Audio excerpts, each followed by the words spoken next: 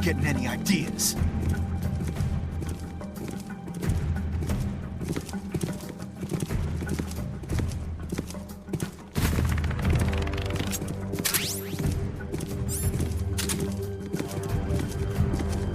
Press the L1 and R1 buttons alternately to use the jigsaw, but try not to make too much noise.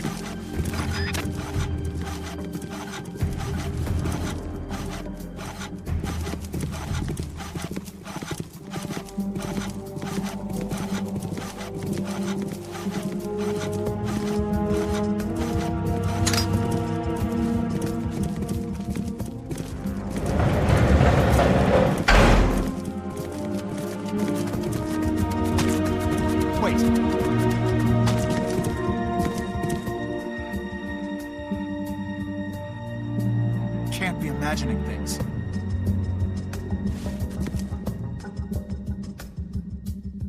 Huh? Prisoner escaped. Security team, search the area.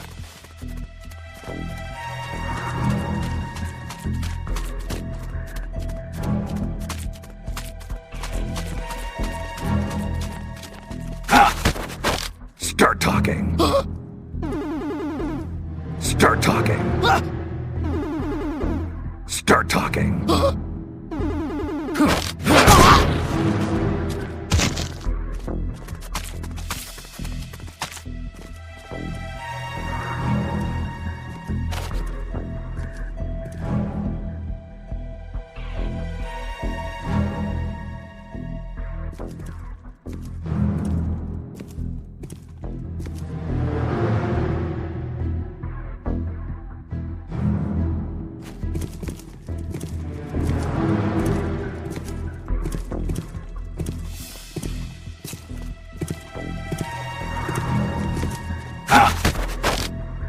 Start talking. Start talking.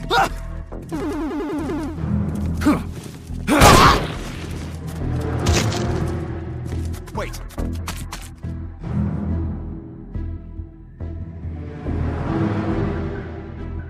Can't be imagining things.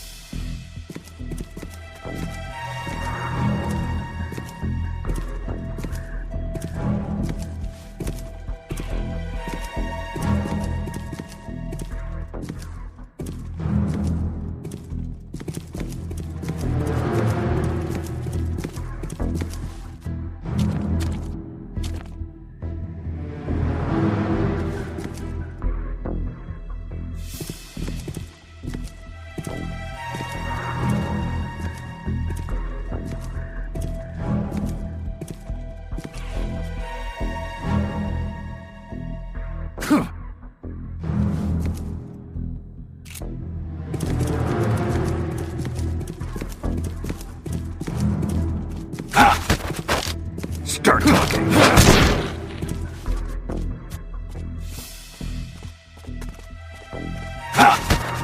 Start talking. Start talking. Start talking.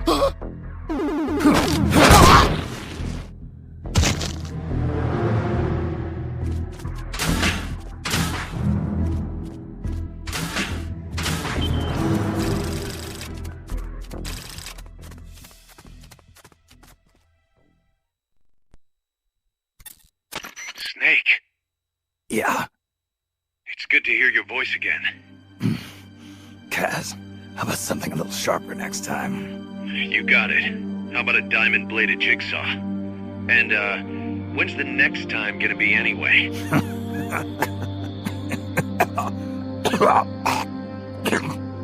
Sorry. Hey, you okay? Yeah, my lungs taste like charcoal. No smoking for you for a while, huh? I'll be fine. The pain in my chest is gone. So that was just a copy of the boss's wound. That's right. The scar's gone now. Nice work. What's the situation with you? Everyone okay? Yeah, but there's a slight problem. I can't get a hold of Paz. Paz. I thought the professor was looking after her. So did I. Here's the deal. I started thinking, and I sent someone over to the school the professor mentioned. And the school doesn't doesn't exist. No, it exists, but Paz has been a no-show. The person at the school said neither the professor nor Paz had been seen there in quite some time. Coleman knew about us. We've been marked by the CIA. The KGB and Paz brought us into all this. Coleman must know about them too. You think Coleman's got them? No. Remember, Galvez isn't some pencil pusher. Yeah. The KGB will have eyes on Coleman night and day too. Which could mean they knew what the CIA would try to do and are just staying out of sight. Let's hope so. See what you can get out of the KGB, Kaz. All right, back to work. I better get moving. Snake, we haven't detected any signs that Peace Walker's been activated, at least from above ground. It's still in the hangar you were in earlier. This time, it's really our last chance. Destroy that AI. On my way. Snake, Peace Walker is being prepped for activation in the hangar at the bottom of the base. Get in there and destroy the AI before it's activated. It's too late, Big Boss. Snake! Paz. At last I found her. The culprit who led you here to begin with. Should have taken care of her back at the supply facility. Snake, don't! The mammal pod is finished. Peace Walker's activation sequence is complete. Finished. With the boss, you were loyal to the end. I'll grant you that. But your silence was exactly the answer I needed. 10 years ago, your mission was to kill her. And her mission was to be killed by you. She fulfilled her duty to America to the very end. Thanks to you, Snake, the final missing piece is now in place. And thus, the boss is restored to life as the mammal pod. I thank you. Restored to life? You're crazy! I'll let you in on a little secret, Big Boss. You see, I've already selected Peace Walker's initial target. An offshore area in the Caribbean. The trade winds will scatter the fallout all over the surrounding region. Crops and fish will die, leaving plenty of free hands to help us mass-produce Peace Walker. Oh, and wouldn't you know, someone's gone and built a pesky little fortress there. Now who would do that? And right in the middle of the target zone, too. Oh well, all the better to test the warhead, CEP. You bastard! I wonder who'll miss a ragtag band of pirates all the way out in the middle of the Caribbean. But first, we're going to prove to the White House that our baby can travel the Caribbean coast on its own. The whole world will know of Peace Walker's versatility. They'll witness the birth of a deterrent that can penetrate both communist and guerrilla-controlled territory, traverse any kind of terrain, and deliver a nuke anywhere it needs to go. Untouchable, unstoppable, the perfect deterrent. The Cold War's days are numbered. Deterrence isn't only about America and Russia now. You know what? You're absolutely right. While we've been wringing our hands, China, France, even India have surpassed us. There's a free-for-all nuclear arms race brewing just below the surface. The nuclear threat will only spread, which is exactly why we must deter it here and now. And the Peace Walker Project is the key. The advent of Peace Walker will bring calm to this restless world. Don't you see, Snake? We need nukes, controlled nukes, to have peace. Lies! Peace Walker will restore order. Order in the form of a new Cold War. But if the world is to understand the genius of our plan, we must launch! Snake! Stop them, Snake! Don't let him get away!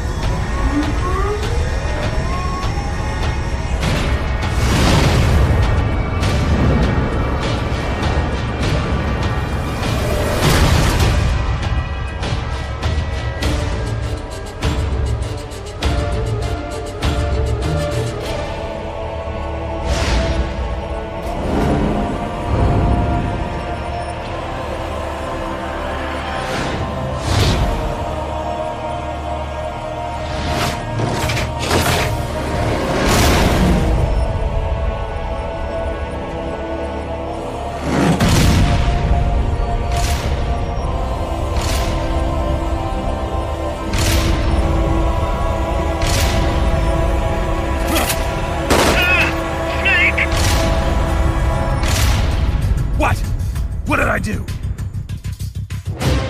Self-defense system online. Self-defense system online. Snake, the pod's outfitted with a self-defense module. Upon detecting attack, it aborts its command and enters small target suppression mode. Right now, Peace Walker's highest priority target is you! Here it comes!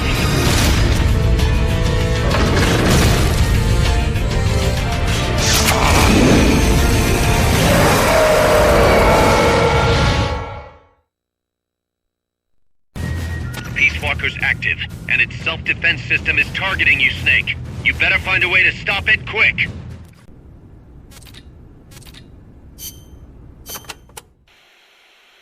Be careful, Snake.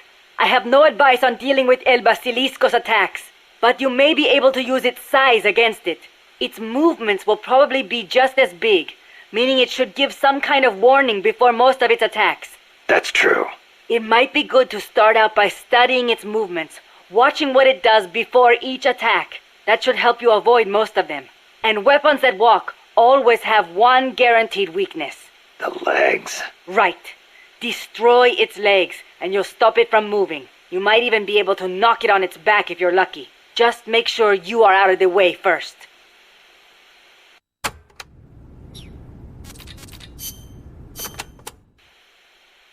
Peace Walker contains an assembly of 2 AI pods.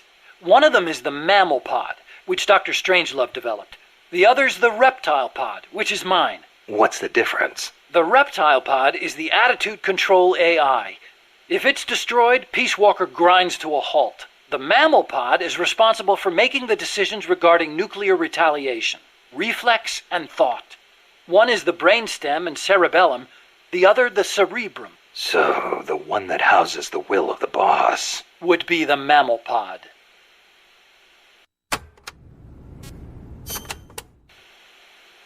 We call it the reptile pod for a reason. The parts of our brains that govern basic life and reflex developed ages ago, when our ancestors were still reptiles.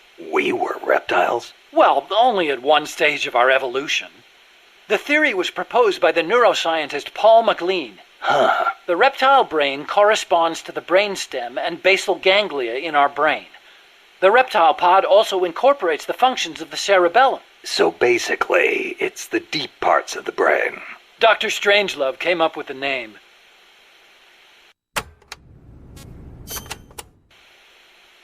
The part of our brain that developed after we became mammals is responsible for high-level brain functions. Such as? Such as intelligence, judgment, even love. That's high level, all right. Location-wise, the mammal brain is on the outside of the reptile brain. The cerebral cortex is part of it. I think it's very telling that Dr. Strangelove named her pod Mammal. It's almost like she wants it to be more than just an advanced AI. What she really wants is for it to have a mind of its own.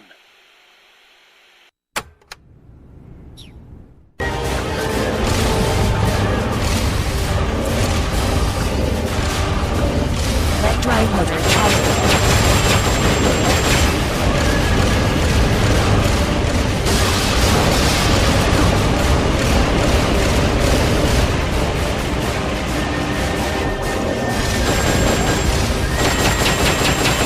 Launching missiles.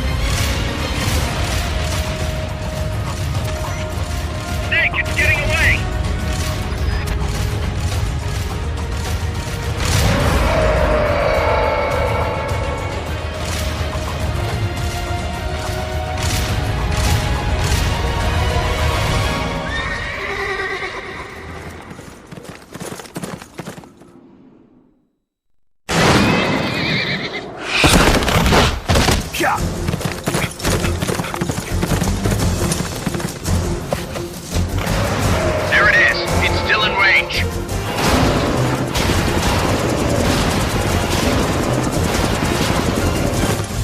Peace Walker's estimated top speed on level terrain is 25 miles an hour. Come on, I bet you can do at least 30. Paz is on board the Hind too. I noticed that. She's our client. We have to protect her. Snake, don't let Peace Walker get away! The day is dawning. Go! Yeah!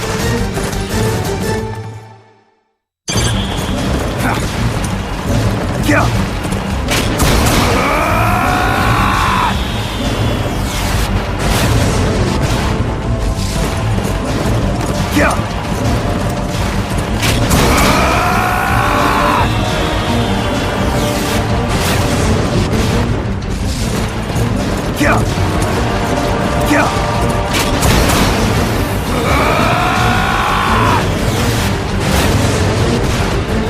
Snake, you're entering the woods. Watch out!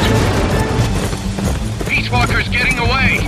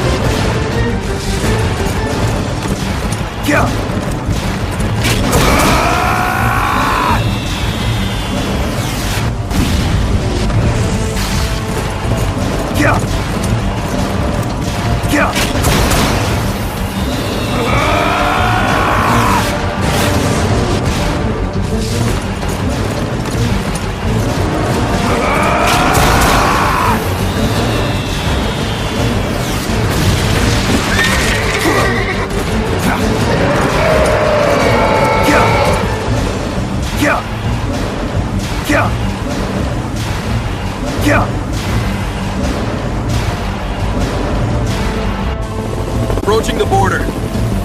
See you around, big boss. Holy, look at that! Snake, that's the border up ahead!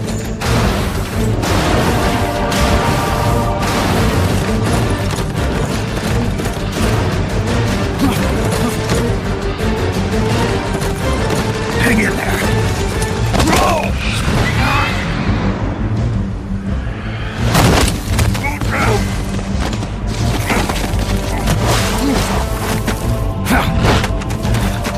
Damn it.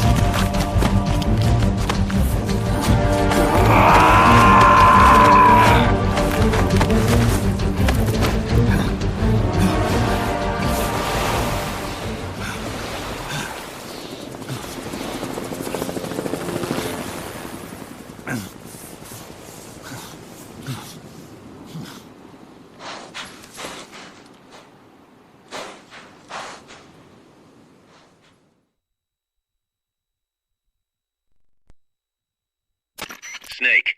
Kaz, Peace Walker's gone. They've got Paz, too. Yeah, but Why, Kaz? What would Coleman want with Paz? Paz was with the professor, i.e. the KGB. Once Coleman discovered that, he figured out what was really going on between Paz and Galvez. He's trying to figure out how the KGB planned to stop Peace Walker. And he thinks he can get the info from Paz. That's crazy. Paz won't know anything. Well, he probably doesn't buy that. You think Galvez has already been killed? By grabbing Paz, Coleman's saying, Stay out of this, or lose your client. damn it! I can't believe we didn't realize what was going on before we lost contact with Paz. Don't have time for that, Kaz.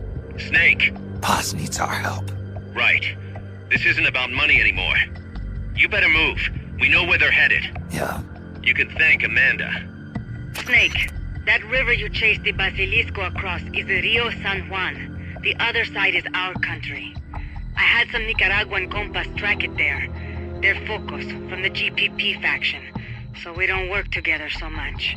Where'd it go? West, along the border, towards Lago Cocibolca. There's a U.S. military supply base on the southeastern shore of the lake. Ever since that earthquake 2 years ago, America's had the entire region to itself. That is where the Basilisco is. I'm sure of it. Lago Kosibolka. How do I get across the border? There's a route that we use to cross. It's just a little boat, but I can introduce you to the captain. I appreciate it. We will never leave Nicaragua at the mercy of someone like William Walker again. Snake, Coldman's going to launch the nuke from that base. He's targeting MSF. Based on what Huey's told us, it'll take 2 more days to prep for launch. But it looks like there's another reason they picked that date. What's that? Tomorrow is day 1 of a US-Soviet summit in Vladivostok. The launch is probably connected somehow. That's right. They're holding the SALT II talks. You think Coldman's trying to disrupt the negotiations? Either that, or use it as a bargaining chip. He's still got POS, too. At any rate, we're running out of time. I'll figure something out. Snake, Peace Walker has crossed the border and entered a U.S. military supply base on the southeastern shore of Lago Kosibolka. Coldman's targeting the MSF plant. That's us. Don't let it launch that nuke. Destroy Peace Walker.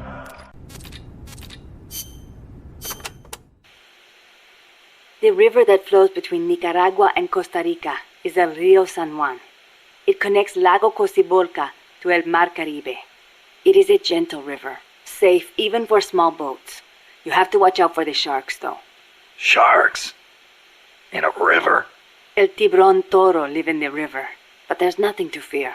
San Juan will protect you always. Juan?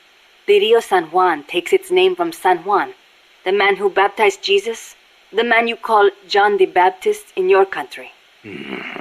John, huh? I'll be careful anyway. I'd hate to drown. End up a John Doe.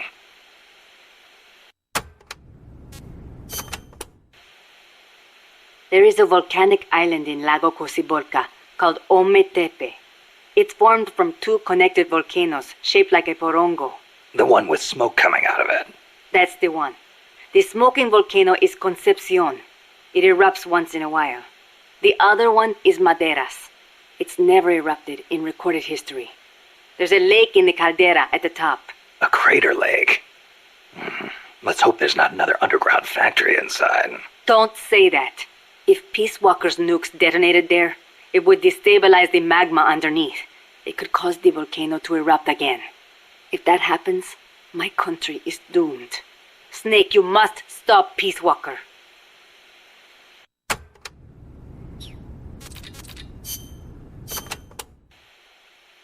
What are we gonna do, Snake? If Peace Walker attacks Mother Base... Relax. We've got the entire MSF out to make sure that doesn't happen. Yeah, but Peace Walker's missiles have 1 megaton warheads. The fireball alone would be 1 mile in diameter. Everything in the vicinity of Ground Zero will be vaporized by the heat rays. Then there's the blast, which travels at hundreds of miles per hour. And the fires, and the... A huge dose of radiation from the initial nuclear reaction. That too. There won't be a single survivor. Yeah, I'm aware of that. Look, Doc, you made that thing. You know better than anybody what it's capable of. Right now, you've got to give me a rational, scientific estimate of the damage. If we're talking about a nuclear explosion, it's more than just MSF's problem. You're right, Snake. Sorry about that. Like I was saying, Mother Base would be wiped out. Any ships in the area could be caught in the blast too. We'd need to send out a warning. The thing to worry about most is the fallout. The dust of death. If it goes off over water, the particles will be smaller than with an explosion over land, so the wind will scatter the fallout over a wider area. Clouds will form around the salt crystals in the seawater, causing contaminated rain to fall downwind. Yeah, got a taste of that myself. On Bikini Atoll? That's right. The 1954 Castle Bravo test created fallout 300 miles downwind. Poisoned a lot of local residents and ships, so I hear. The yield of Peace Walker's warheads isn't that big, but the amount of fallout will largely depend on weather conditions. It's impossible to make a quick and easy estimate. If it gets into the trade winds, it could come straight to Costa Rica. What was it Coldman was saying? About leaving people free to help out? He's out of his mind. What does he think's gonna happen? When they get hit by rain containing high concentrations of fallout, a lot of them will die from the external exposure alone. The rain will seep into the ground, contaminating the water supply and crops. When they ingest the stuff, the internal exposure starts. Strontium-90 and cesium-137 have half-lives of around 30 years. The effects stay with you your entire life. Leukemia, cataracts, dermatitis, cancer. And it affects reproduction, too. I know. Even today, 30 years after World War II, thousands of people still suffer from exposure to the bomb. We can't let Coldman create more of them just to prove his point. I know it sounds crazy, but I created Peace Walkers so that kind of thing would never happen again. Don't worry, Doc. We'll stop it. One way or another.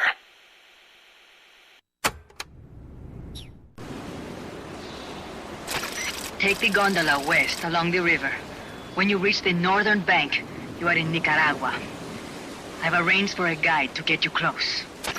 Snake! Chico. Sorry about the horse. He sure was pretty. Life's end. Isn't it beautiful?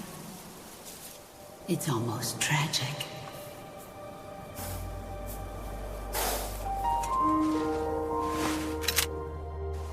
I've been waiting, Snake, for a long time. Boss. There is nothing more for me to give you. All that's left for you to take is my life. By your own hand. One must die, and one must live. No victory, no defeat. The survivor will carry on the fight. The one who survives will inherit the title of boss. Kill me. Kill me now. There's only room for one boss. And one snake.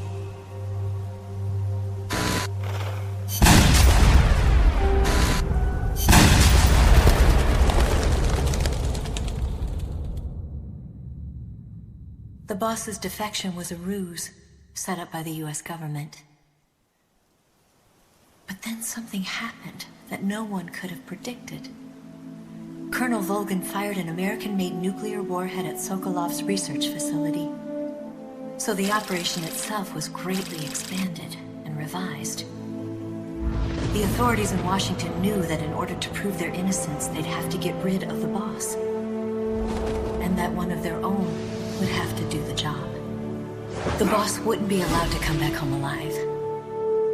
And she wouldn't be allowed to kill herself. Her life would be ended by her most beloved disciple. That was the way that the government wanted it. That was the mission she was given. The taint of disgrace will follow her to her grave. Future generations will revile her. In America as a despicable traitor with no sense of honor. And in Russia as a monster who unleashed a nuclear catastrophe. She will go down in official history as a war criminal. That was her final mission.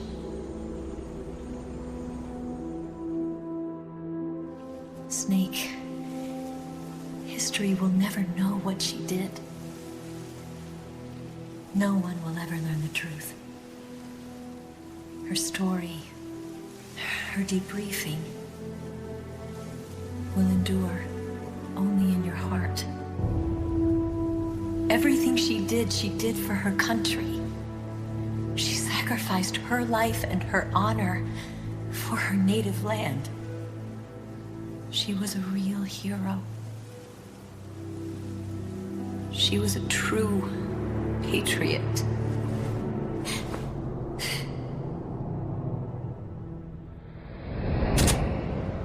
Something's not right. Key card doesn't look too bad. What do you think? Gonna need some help.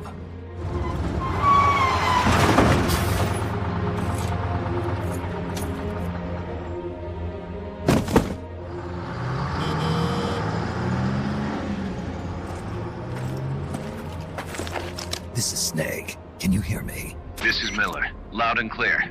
Got in without a hitch. Good. There's an airfield on the other side of the building, on the northwestern shore of the lake. That's where they'll conduct the launch. There's a communications tower in front of you. I'm betting they'll control Peace Walker from there. Cuz, they're targeting Mother Base. Don't you think you should evacuate? Nah. Everybody here believes in you, boss. Alright, fine then. I've kind of gotten attached to the place myself. What about Amanda and her people? They've been taken to safety. We can't involve them in this any further. Good.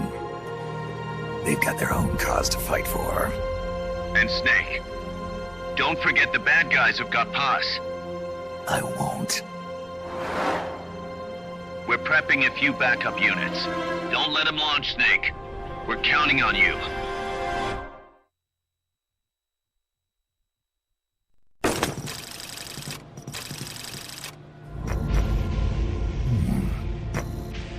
Paz, Snake, can you hear me? see, I can hear you. Where are you? I am not sure. I don't recognize it. What about Coldman?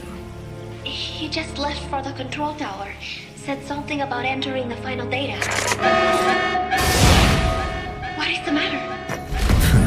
They found me. Snake! Cuz. Snake, you okay?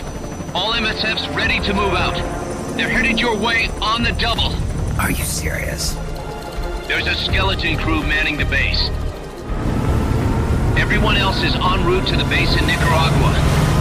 Snake, think you can make it to that control tower? Not sure why, but this place is crawling with Russian troops. Gonna have to force my way through. What the hell's going on? Damned if I know. Get over there quick as you can. You're almost there, Snake. Stay steady. Snake, I'm coming, Paz. do not worry about me. I am an angel of peace. I will be watching over you. Here goes nothing.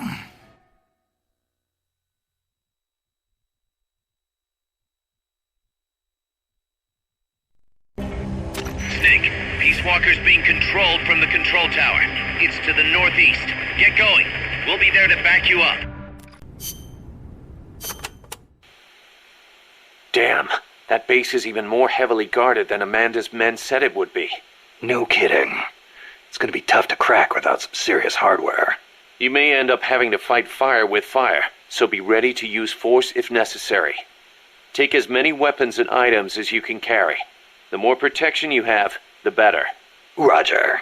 I'll keep that in mind when I pick my suit. I'll meet up with you ASAP, Snake. Hang tight for just a little longer. You got it.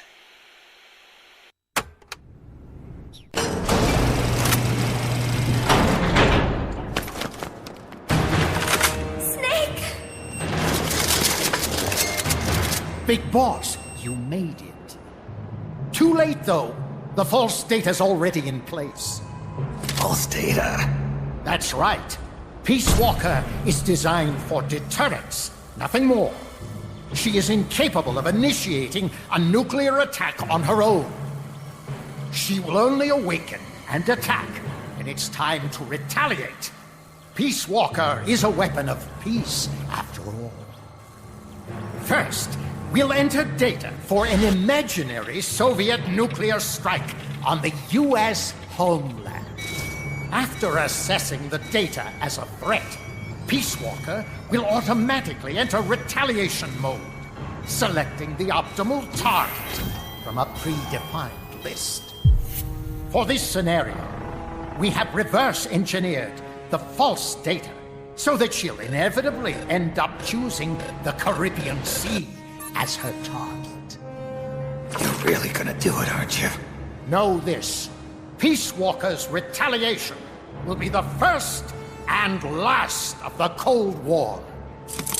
It is the only way we will ever come close to achieving true peace. All that is left is to enter the code. No! Stand down, Big Boss. You're late. Professor, Professor? Yes, well, taking over the base took longer than expected. But I brought the technology. What? You provided the money and land. Center alone could never have accomplished so much in so little time. Zadornov, you backstabbing son of a... Backstabbing? Correct me if I'm wrong, but were we not enemies all along? Do you really think my comrades were working for the company? Do you truly think we'd faithfully serve a pack of depraved capitalist dogs? What are you going to do? Launch a nuke. Target Cuba. Have you lost your mind? What would you possibly gain? We won't be the ones launching it. You, the Americans, will attack our ally, Cuba. What? Think, Coldman. We're on an American base, eagerly endorsed and supplied by a pro-American regime. What's the international community to think? The world will burn with anti-American sentiment. Communism will spread across Latin America unchecked. Let the age of deterrence be undone by the deterrent itself. Such is the Kremlin's plan. You son of a bitch! Us, come here. Shoot him. Professor Galvez. I am Vladimir Zadornov. And Vladimir means ruler of peace. Now, do as you're told, boss. Don't do it! Remember what they did to you at their base on the coast. For what Coldman's done, he deserves nothing less than death.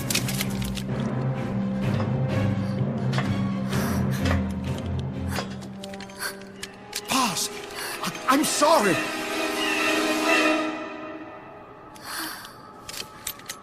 I can't. Truly a child of peace. No! Wait!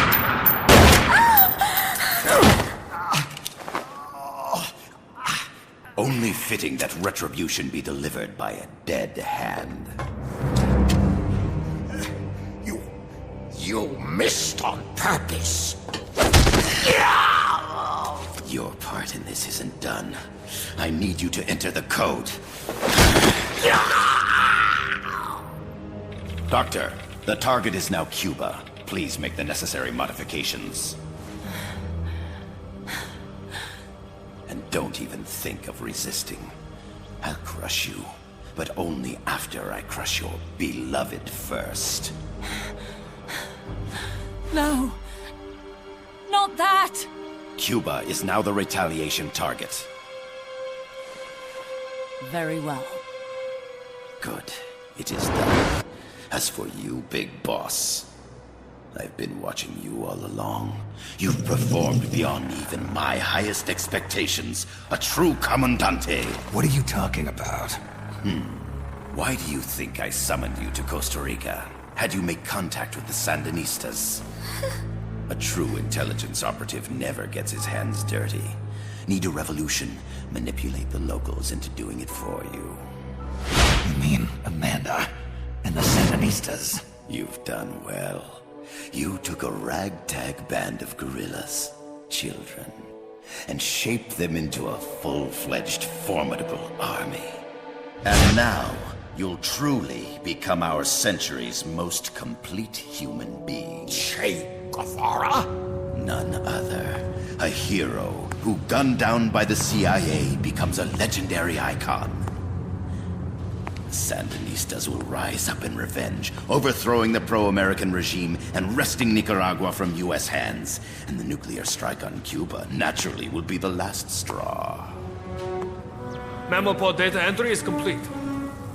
Dead at age 39, just like El Che. Ironic, isn't it? In the end, a legend is merely fiction. You'll die as the boss did, and become as did she, an eternal fraud. Go! Go! Go!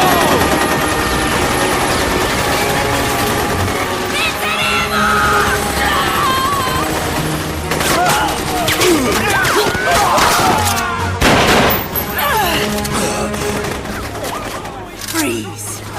You dare point your gun at a comrade?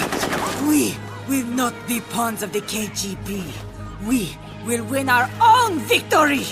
Hasta la victoria siempre! Amanda! We're home! Look!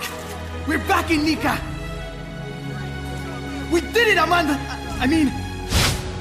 Comandante! Boss, you hurt? I'm fine. Big boss. Big boss! Big boss! Big boss! Big Big boss! boss! Big boss! Big Big boss! Big Big boss! boss! Big boss! Big boss! Big boss!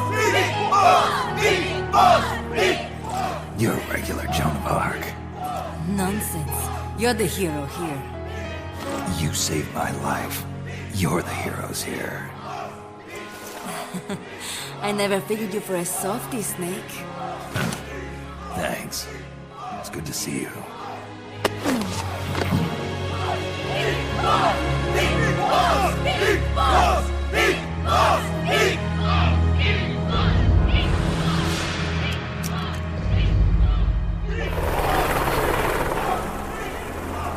Paz can stay with us until she's back on her feet. And the professor? We'll find him a nice, comfy cell. Coldman's lost a lot of blood. He may not make it. Where's Amanda? Back with her compas. She'll catch up later. How about you, Snake? I'm not done yet. The AI. I have to finish this. That boss is a fake. I'm gonna bury it. We'll save the champagne until you get back. May as well celebrate peace while it lasts.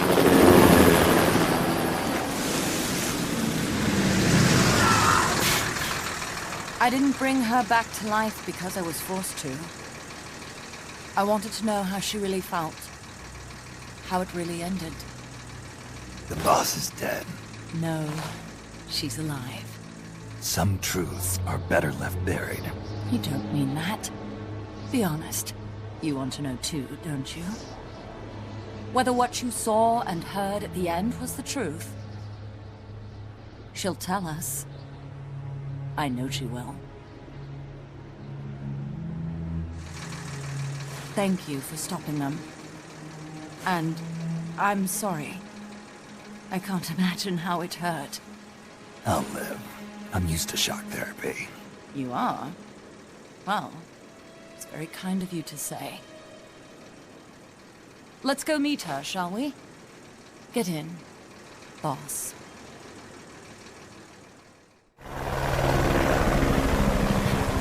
Don't pick up a gun unless you know how to use it.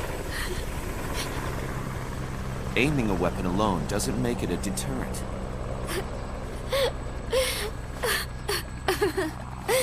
You're the angel of peace. Leave the guns to us.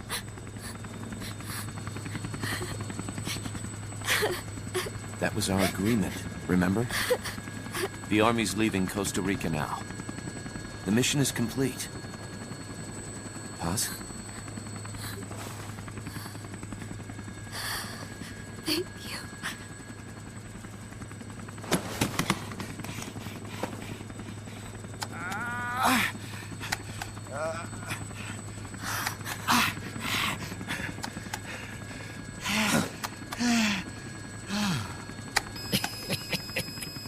What's that noise?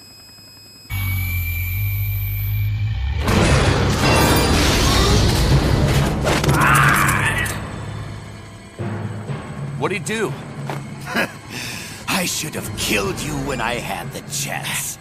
Norhead's nightmare is about to begin. What?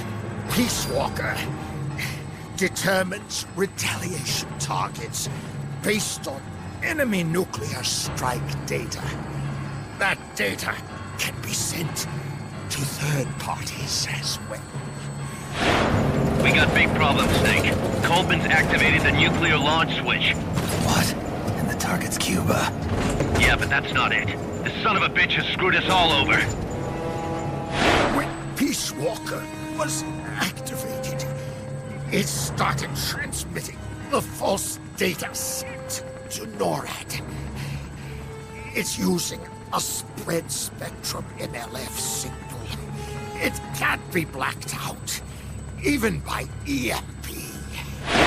There's no way to tell the difference between false data and the real thing on a radar screen. NORAD will have no idea it's all a ruse generated by Peace Walker. They'll think it's a real Soviet attack. They'll pass on the data to the National Military Command Center. And Washington will have to choose whether or not to retaliate. This could get ugly. Unless we stop it, we're looking at a retaliatory chain reaction. No. No need to panic. The nightmare will end soon enough. What do you mean? Coldman's aim is for the bureaucrats in Washington to see the importance of a machine like Peace Walker. He's trying to prove that humans don't possess the will to launch nukes. Everything will be fine. They'll never retaliate. They're only human. Kaz, where's the president? Last I heard, he was in the middle of SALT II negotiations in Vladivostok. With the president gone, Nuclear Launch Authority passes to the next person in the chain of succession. The vice president's gone too. So after him comes the speaker. President, vice president. Not one among them has the courage to push the button. No one willing to enter history as the great destroyer. In the end, it's not their lives that people value most. It's their reputations. The bureaucrats in Washington may not be able to retaliate. Peace Walker, on the other hand. She's loyal to the mission above all. And she's well aware that guaranteed retaliation is essential for nuclear deterrence to work. Peace Walker is the perfect deterrent. Cuba would not have been my choice of targets. But you can't make peace without breaking a few eggs. Now that Peace Walker has the false data, retaliation is inevitable. Are you insane? You think it'll end there? You're about to unleash all-out nuclear war! Somebody find out what's going on at NORAD. Mammal's got a connection to NORAD. We could monitor it with the right equipment. I've got you covered. I've got NORAD on the line. Sir, we're tracking unidentified targets. Current apogee 20 degrees. Estimated time of re-entry is 2250 Zulu. Have they contacted the president? Coverall is not responding. Warning system checks out. No corresponding natural signatures. Data is assessed as reliable. Cut the data transmission. We can't say for sure Washington isn't going to retaliate. The only one who knows the abort code is me. I die. No one can turn it off. Even if they do strike back, I'll already be dead. I can only pray that my theory, my peace, is proven right.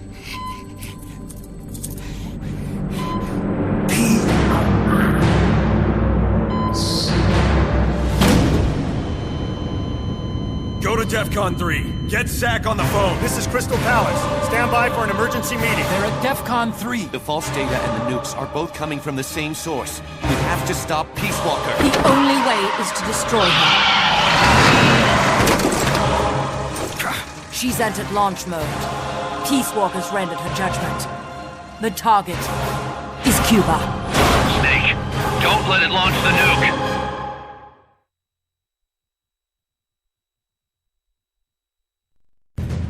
Snake, don't let it launch the nuke.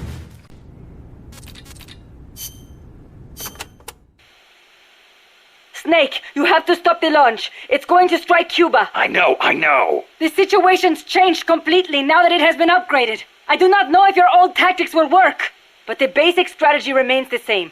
Try to anticipate what it's going to do before it does it, so you probably won't have as much time to stand around staring. Wasn't counting on it. I'll manage somehow.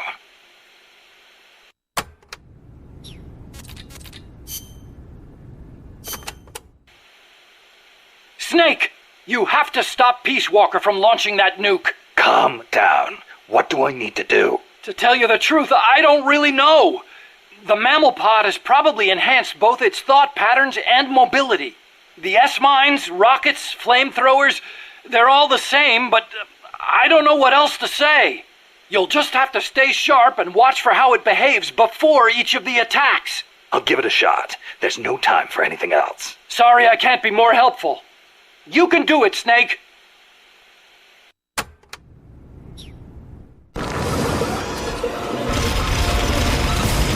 Jump engaged.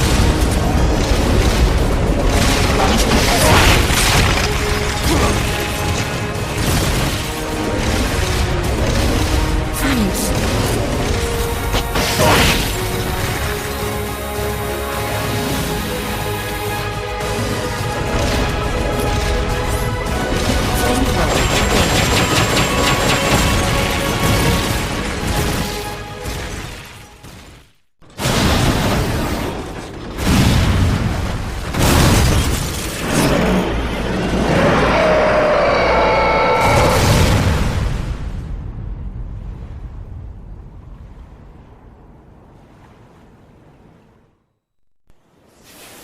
It stopped moving.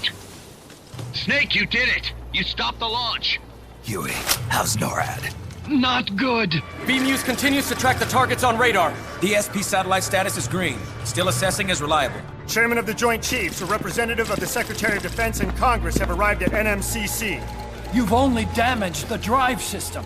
The data uplink's still intact. We've got 1,500 Soviet ICBMs crossing the North Pole. Target region is confirmed as the west coast of the United States. Go to DEFCON 2. Prepare to launch ICBMs. How do I make it stop? Peace Walker is a fully autonomous system. Unlike the other machines you fought, its command authorities are all located inside its cerebrum, the mammal pod. We've got to stop the mammal pod. I don't have the abort code either. Coldman was the only one. Snake, destroy the AI inside the mammal pod. The inner barrier protecting the mammal pod is designed to be as strong as a bomb shelter. What's it gonna take to get through? I guess an atomic bomb will do it. You trying to be funny? No, I'm telling you, that armor was designed to withstand a nuclear war. We can't get through to the president. The decision is on us. You can't be serious. There's no way I'm gonna wipe out the human race. This is the president's call. There's no time for that. We need a decision now. Huey, call NORAD. We have to tell them the nukes aren't real. I'll give it a shot. Forget the order of succession. If we're all going to hell, let's take those bastards with us. We have 12 minutes to impact, sir. May God have mercy on our souls. Jesus. Coldman guessed wrong. They're gonna go through with it! The platform sustained a lot of external damage. All we need is some pressure. Pressure? Sink it in the lake. With that much water pressure, even the tiniest crack should be enough to flood the innards. The AI pod is a mass of highly sensitive electronics. Short the contacts and the signal will stop. How much does that thing weigh? 500 tons. It's hopeless. We can't move that thing. Get NORAD on the phone. Incoming MIRV warheads have separated. Estimated time to impact now, 11 minutes. Sir, we've got a call. The president? No, sir. Then who? He, Spit it out! He claims to be Big Boss. Big boss. Patch him through. Mr. Chairman, I'll get straight to the point. Cancel the retaliatory strike now. What? The radar blips you're seeing are all fakes. No one's launched any nukes. How do you know? The launch data is fake, part of an experiment that leaked. You weren't supposed to receive it. Your radar is showing missiles that don't exist. If you're lying, then we've got 10 minutes till we're toast.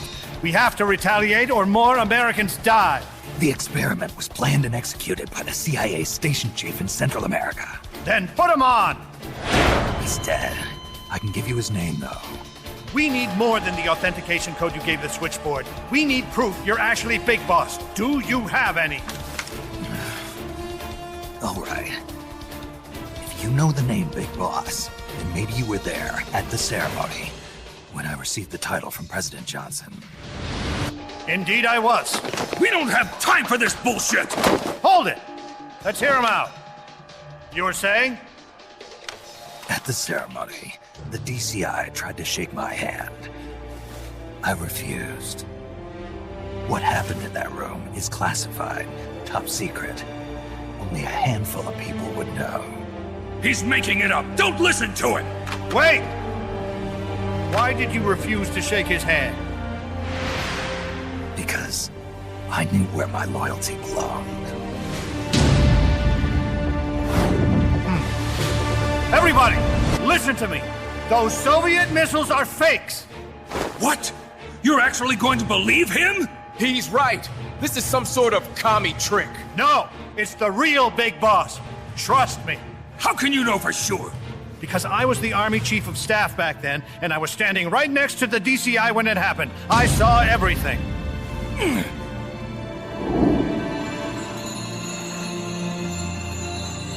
You saved us all, big boss.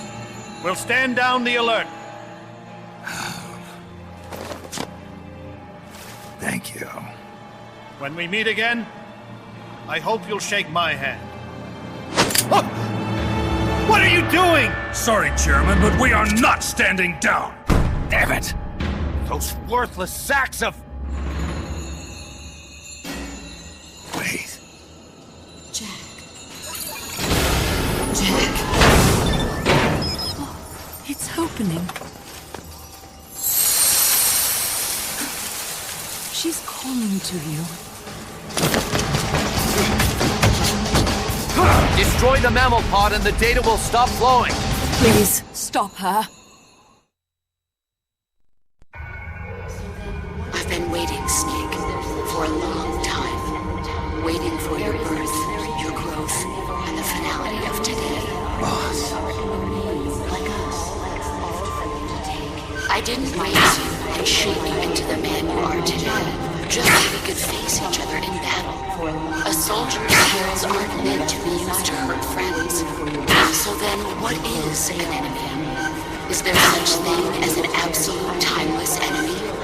There is no such thing, and never has been. And the reason is that our enemies are human beings like us. They can only be our enemies in relative terms. The world must be made whole again. The philosophers must be reunited. I will devote my skills to that purpose, and with the Colonel's money, I will achieve that end. Just as I once created the universe. They are my family. I may no longer be able to bear children, but I still have a family. The fox takes over the lazy dog. Is my life and my child. Kill me now. Do it. Inside me now, waiting for shall we walk through the rainy plain of Spain? I may no longer be able to reach one thing, but I still have is equal to 3, 2, 5, 4, 6, 3, 7, 3, 6, 9, 8, 8, 8, 8, 8, 8, 8, 8, 8. All that's left is my life. I gave it away, and my child the one I have for a long time. There is nothing shall we walk through the rainy plain of Spain? Your growth and family. I may no longer be able to get out.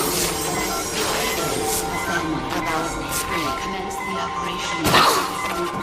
Latest 10 minutes of our life. You're a soldier. All our mission is to put you in your life.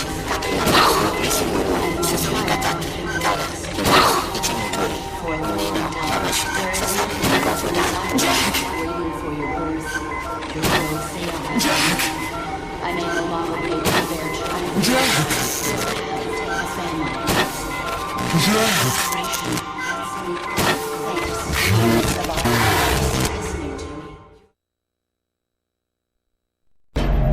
Valid data regions. 0. Exit all done. It stopped.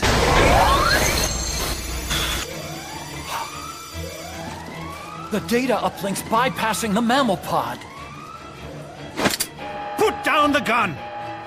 Come to your senses, man! The fate of the world, the fate of the Earth is at stake here! Why? I don't understand.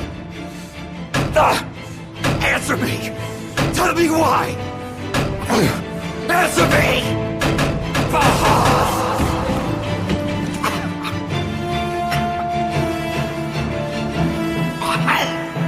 6 minutes remaining. Wait. Authority rests with me now. I'm ordering a retaliation! No! Don't!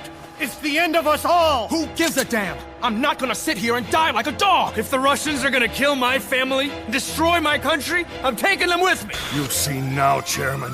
Deterrence is just a fool's dream! Why? Why won't it stop? Sometimes the body continues to live even after the brain is damaged.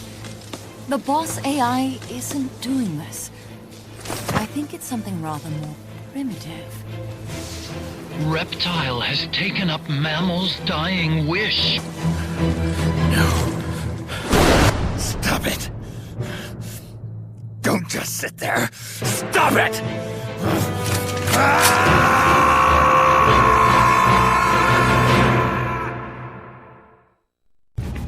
Snake, you have to stop that data from being sent.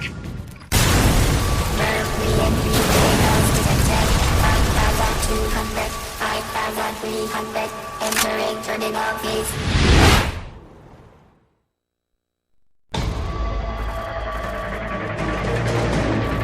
Snake, you have to stop that data from being sent.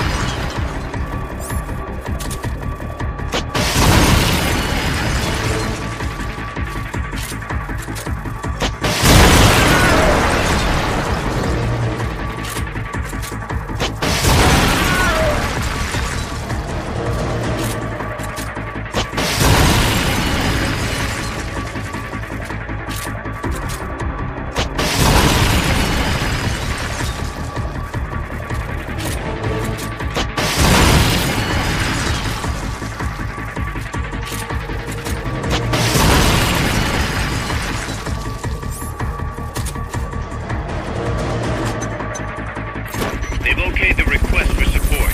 They're sending out a cardboard box as we speak.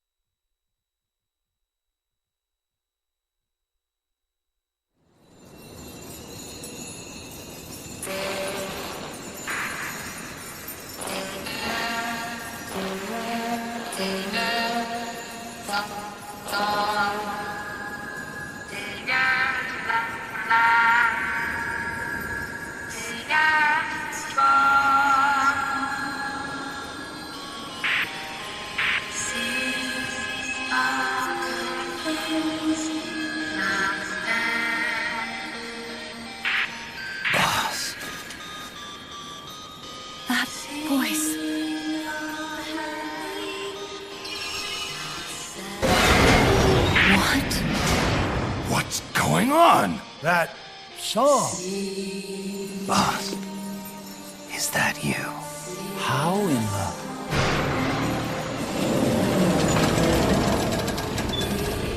A ghost in machine?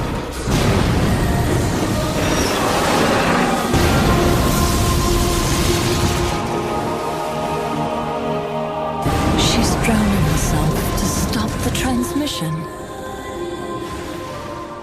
Look!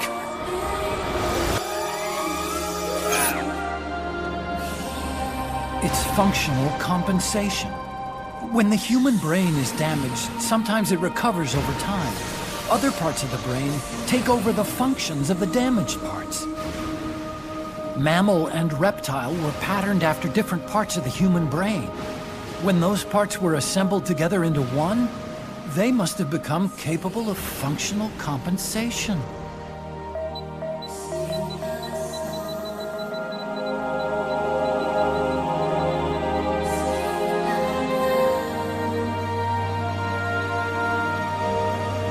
Her memories remained with her. Is this her answer? This song. It's clearly not thinking rationally. It's not using its head. It's using its heart. This is the fate she chose for herself.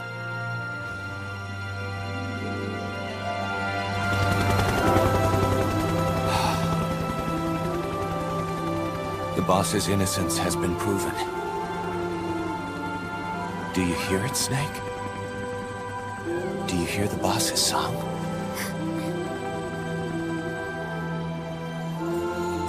You saw it, didn't you? When you went to space, that there's beauty outside of battle.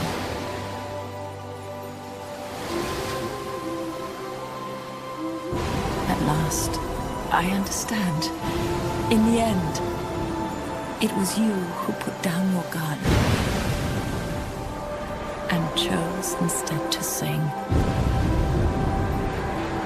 They can all hear you. I know they can. And your will shall surely live on. That's what you wanted. So much that you gave up everything you had. But you couldn't achieve it. Isn't that right? And still, all you can do is sing. There's no peace to be found anywhere. And so, we can only keep on hoping. Hoping for the illusion we call peace.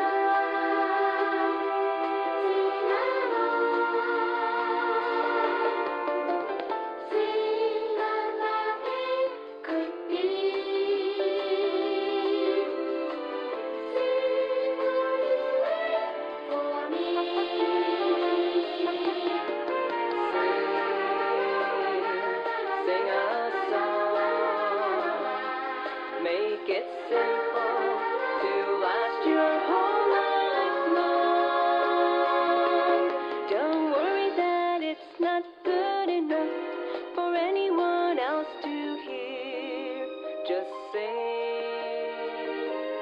Sing a song.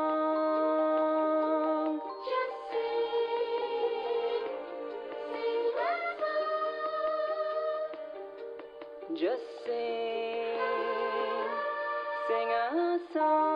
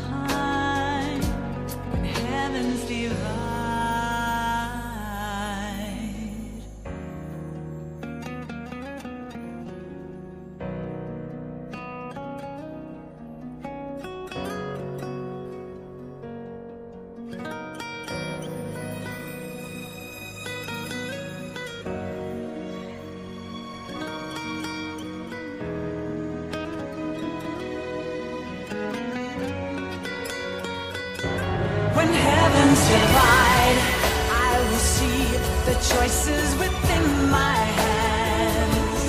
How can we ever protect and fight with our tiny souls? Let me shine like the sun through the doubts and fear. Do you feel the storm approach as the end draws near? When heaven's divide, time will come to softly lay me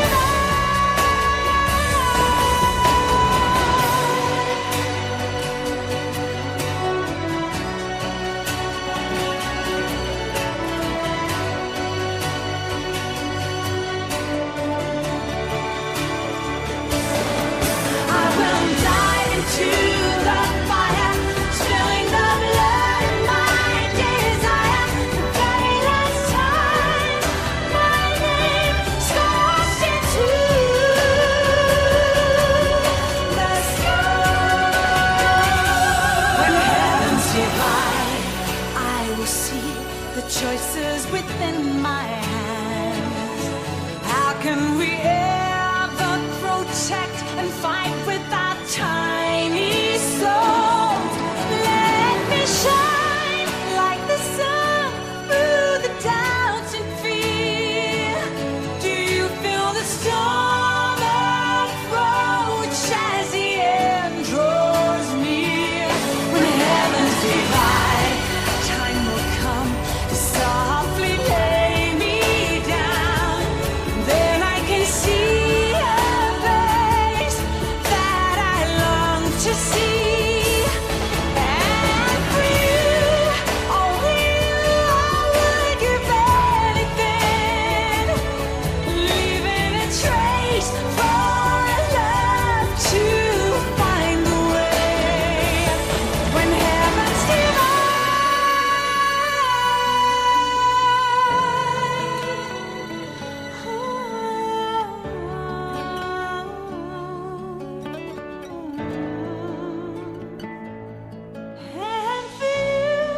only you, I would give anything, leaving a trace for love to find a way. When heavens divide.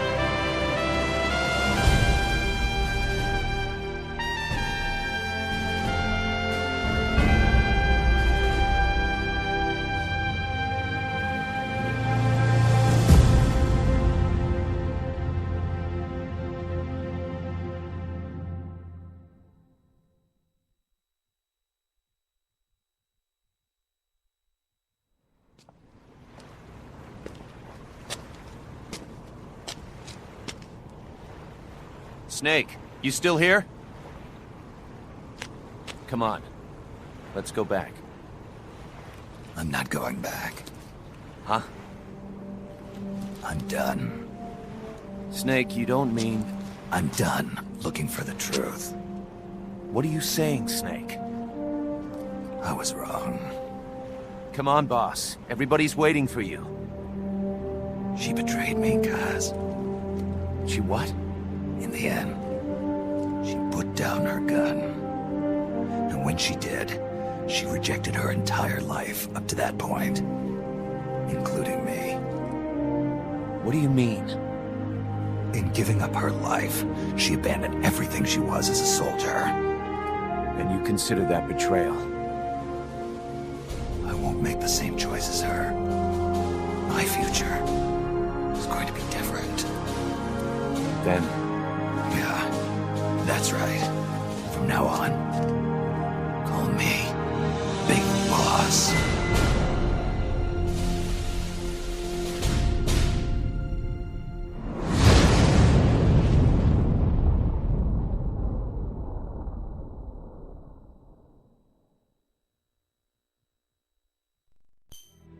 Got a sec, Snake? What's up? It's about Paz. You know she doesn't have any family. She got a scholarship thanks to Zadornov and was living at the dorms, but he was KGB. All signs are her scholarship came from the KGB too. Even if they let him go, she's not going to be seeing any more money. It wouldn't have been much anyway. So, I was wondering, what about letting her stay here for a while? What does she think? She says she wants to help out. It would only be temporary. She's still in shock. Right now, no one understands her better than we do. Okay. But Kaz, don't take your eyes off her. What do you mean? It won't be easy getting used to this kind of life. I know, Snake. I'm not trying to turn her into one of us. You should talk to her yourself later. Okay. And, Dr. Strangelove wants to come too. Strangelove? Well, she's out of a job now, and she'd have a problem returning to England. You can talk to her about it. Anyway, you don't need me to tell you how good she'd be for R&D. Snake, we fitted Zeke with its own AI pod. We were having trouble adjusting the AI, but Dr. Strangelove was able to get it up and running. Strangelove? Why the surprise, Snake? Whoa, we're an army without borders. We need a deterrent against foreign intervention. That's what Zeke is for. It may even prove necessary to... I'm not against deterrence itself. The problem is when a nation comes to rely on it. All that does is force a burden on its people. The same people that constitute the nation itself. The existence of nations is detrimental to man. That's why I, one without a nation, see potential in MSF. But power is required for you to distance yourself from nations. I will do whatever I can to assist with that. Glad to hear it. And I merely lent Huey a helping hand. I will not give Zeke an AI like hers. I wouldn't expect you to. Snake, we've got a problem. Zadornov's not in his cell. What? He must have used his prosthetic as a blowtorch to cut through the bars, but we've managed to narrow down his location using a transmitter we planted on him. I'm adding a new mission. Find the KGB agent Zadornov. Snake, Zadornov has escaped custody. Find him.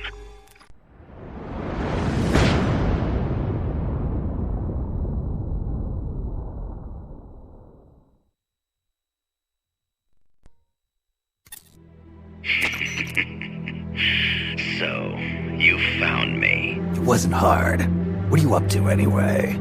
Just going for a stroll. Kaz, I've got Zadornov, returning home. Acknowledge, Snake.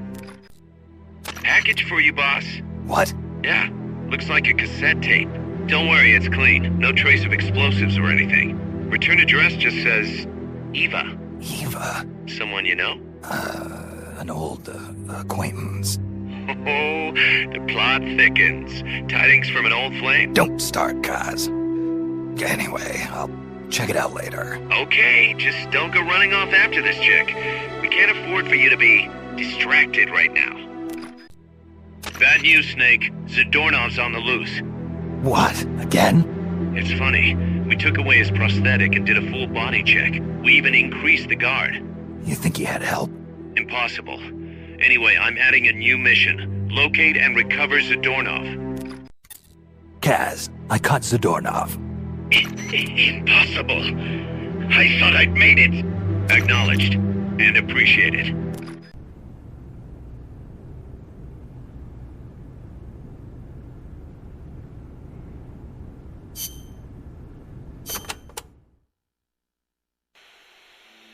She told me everything.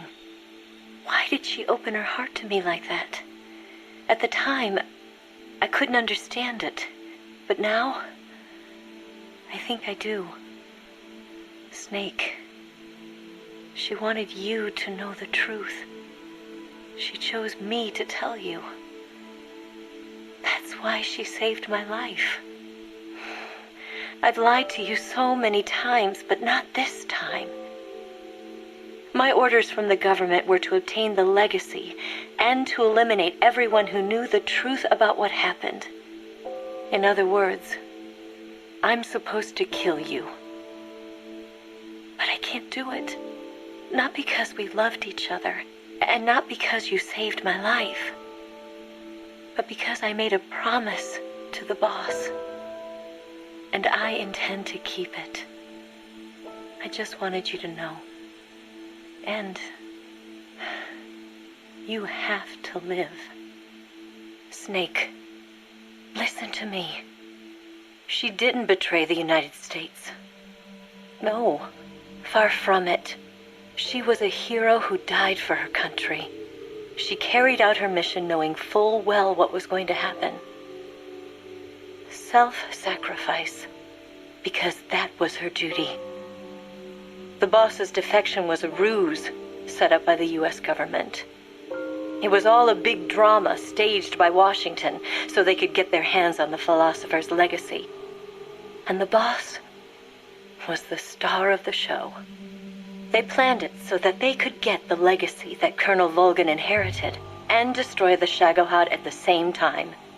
Only a legendary hero like the boss could have earned Volgin's trust. Finding out where the philosopher's legacy was hidden was to be her greatest mission. Everything was going according to plan. But then something happened that no one could have predicted. Colonel Volgin fired an American-made nuclear warhead at Sokolov's research facility. Khrushchev demanded that the U.S. government provide proof that it wasn't involved. They couldn't just abort the operation to steal the legacy. So the operation itself was greatly expanded and revised. The authorities in Washington knew that in order to prove its innocence, they'd have to get rid of the boss, and that one of their own would have to do the job. The public couldn't be allowed to find out about it. Not ever. This, they concluded, would be the best way to keep the whole thing under wraps. The boss wouldn't be allowed to come back home alive, and she wouldn't be allowed to kill herself. Her life would be ended by her most beloved disciple. That was the way the government wanted it. That was the mission she was given, and she had no choice but to carry it out. Her death, at your hands, was a duty she had to fulfill. Out of duty, she turned her back on her own comrades. A lesser woman would have been crushed by such a burden. The taint of disgrace will follow her to her grave. Future generations will revile her. In America, as a despicable traitor with no sense of honor. And in Russia, as a monster who unleashed a nuclear catastrophe. She will go down in official history as a war criminal. And no one will ever understand her. That was her final mission. And like a true soldier, she saw it through to the end. But I think she wanted you, of all people, to know the truth. She wanted to live on in your memory, not as a soldier, but as a woman. But she was forbidden to tell you herself. And that's why she told me. Snake, history will never know what she did. No one will ever learn the truth. Her story, her debriefing, will endure only in your heart. Everything she did for her country. She sacrificed her life and her honor for her native land. She was a real hero. She was a true patriot.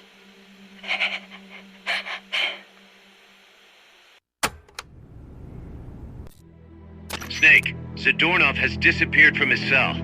What? You're kidding, right? Afraid not. You got a new mission. Find Zadornov. Found our friend, Kaz. Damn it! And I was so close. Great. Good work, Snake.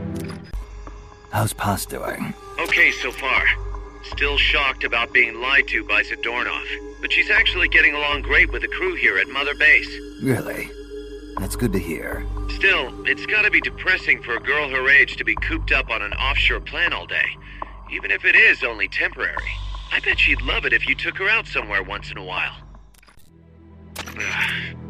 Snake? Don't tell me. Zadornov. Bingo. The Guard left his post and the dude was gone when he got back. Sounds like the guard needs a guard. He was off with the girls.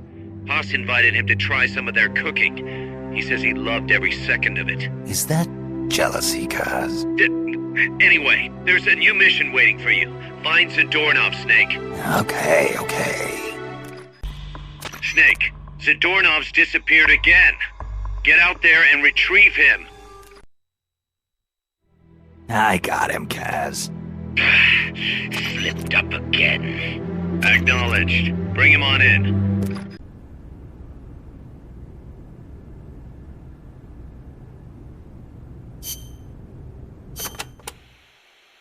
I'm about to leave for Costa Rica, a place completely unfamiliar to me, and on a top-secret mission for the CIA, no less. No guarantees I'll come back alive. Might even get rubbed out by the CIA itself. So I'm leaving behind this record. For her sake. For the boss's honor. Ever since I was a child, I've loved to look up at the night sky. I'd go outside after sunset and drink in the cold air. The moon, Venus, so many stars floating on the edge of infinity. In Manchester, it wasn't very often you saw the night sky in all its star-studded glory, but it was enough to stir a deep longing inside me. Even as others cowered beneath Nazi air raids, I was out there, watching the skies, dreaming of one day reaching the heavens. There were, of course, more practical concerns. My skin was incredibly sensitive. Even the slightest bit of sun would turn it an angry shade of red. Playing outside during the day was completely out of the question. Naturally, I hardly ever had the chance to play with other children my age. But I never felt lonely for it. Their way of thinking was irrational, making them simple, easy to predict. The boys would talk of tanks and aeroplanes and creepy, crawly bugs. The girls of pretty dresses, glass beads, and tea and cakes. Of boys they liked. I never had much to say on such matters. The curious thing is, adults really aren't all that different. They're simple, capricious, especially men. As they get older, their heads fill with thoughts of women, and more women. Thankfully, I always did have a head for mathematics. When I was about 10, I'd visited Dr. Turing, who lived nearby. We'd sit and discuss mathematical logic. The lights were always on at his house, even in the dead of night. Theoretically, he'd say, there's no algorithm that a computing machine couldn't reproduce. Dr. Turing wasn't foolish like other men. Although I didn't find out why until later, after he died. The time will come, he'd say, when computers will be able to think for themselves. That idea rocked me to my core. My aptitude for mathematics brought me closer to the stars. I breezed through school, then went to America for university. While I was studying at Caltech, NASA was established. I signed up in a heartbeat. I was a pretty good computer engineer at the time, and NASA needed skills like mine. The work was enjoyable. Even though I'd given up on going into space myself, it was a pleasure just being a part of it all. I was assigned to Project Mercury, America's effort to compete with the Soviets in manned spaceflight. 7 men were chosen as pilot candidates for the program, becoming heroes overnight. People called them the Mercury 7. The project made good progress, more or less. We had all the funds and materials we needed. After countless hours of analysis, we even had plans for something on par with Sputnik. We thought it'd only be a matter of time before we caught up with the Russians. They'd sent a dog into orbit and brought it back safely to Earth. But NASA top brass dismissed that success as a fluke. The Americans recovered their re-entry capsules at sea, but the only ocean bordering the Soviet Union is the Arctic, so their re-entry capsules had to make impact on land. A dog was one thing, but human spaceflight would still take some time. Or so we thought. At the end of January 1961, we successfully put a chimpanzee named Ham into orbit. He returned to Earth as healthy as ever. NASA was giddy with success. It was then that a new woman showed up for duty. She was a backup pilot and advisor. She was beautiful, with blonde hair, strong mouth, and a steely gaze. But there was something else in those eyes, a twinkle of something warmer. Of affection. It was the boss. She took one look at us in our revelry and murmured, "Savor this joy today, because tomorrow you'll have to face the truth." And she was right. The next day, our project schedule was accelerated. We'd received new information that the Soviets were mere months away from putting a man into space. The brass had misjudged the Russians. We couldn't afford to allow the shock of another Sputnik. Somehow, we had to get a man into space before the Russians did. It was an utterly impossible task. We'd only just put our first chimp up. With a human on board, failure was not an option. Especially if it were one of the Mercury 7 Golden Boys. And on top of that, the brass wanted to put a window in the spacecraft.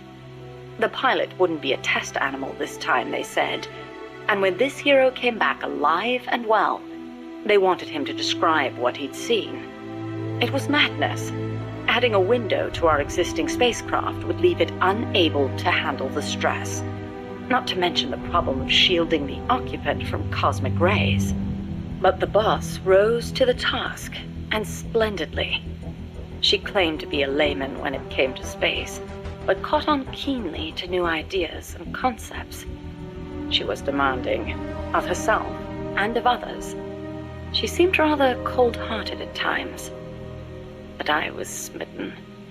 She was beautiful, yes, but more than that, she was wise. Her mind was thoroughly rational.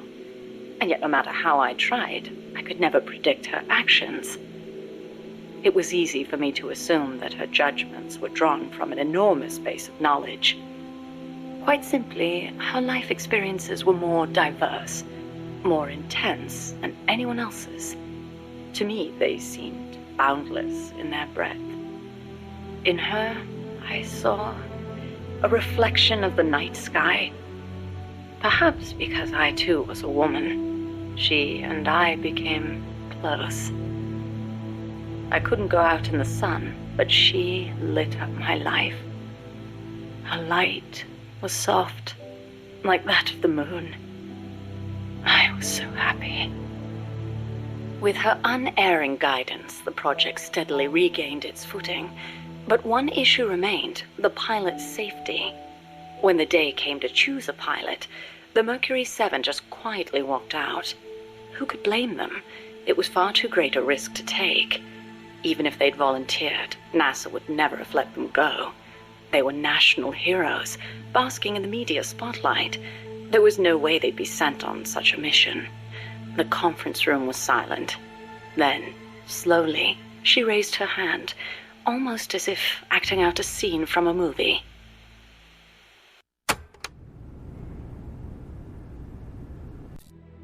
Snake, you're not gonna believe this, but...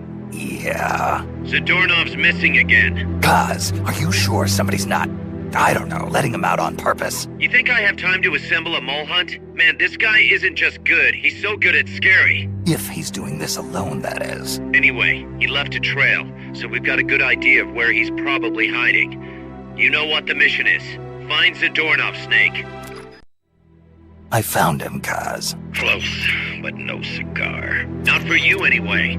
Snake, we're coming to pick him up.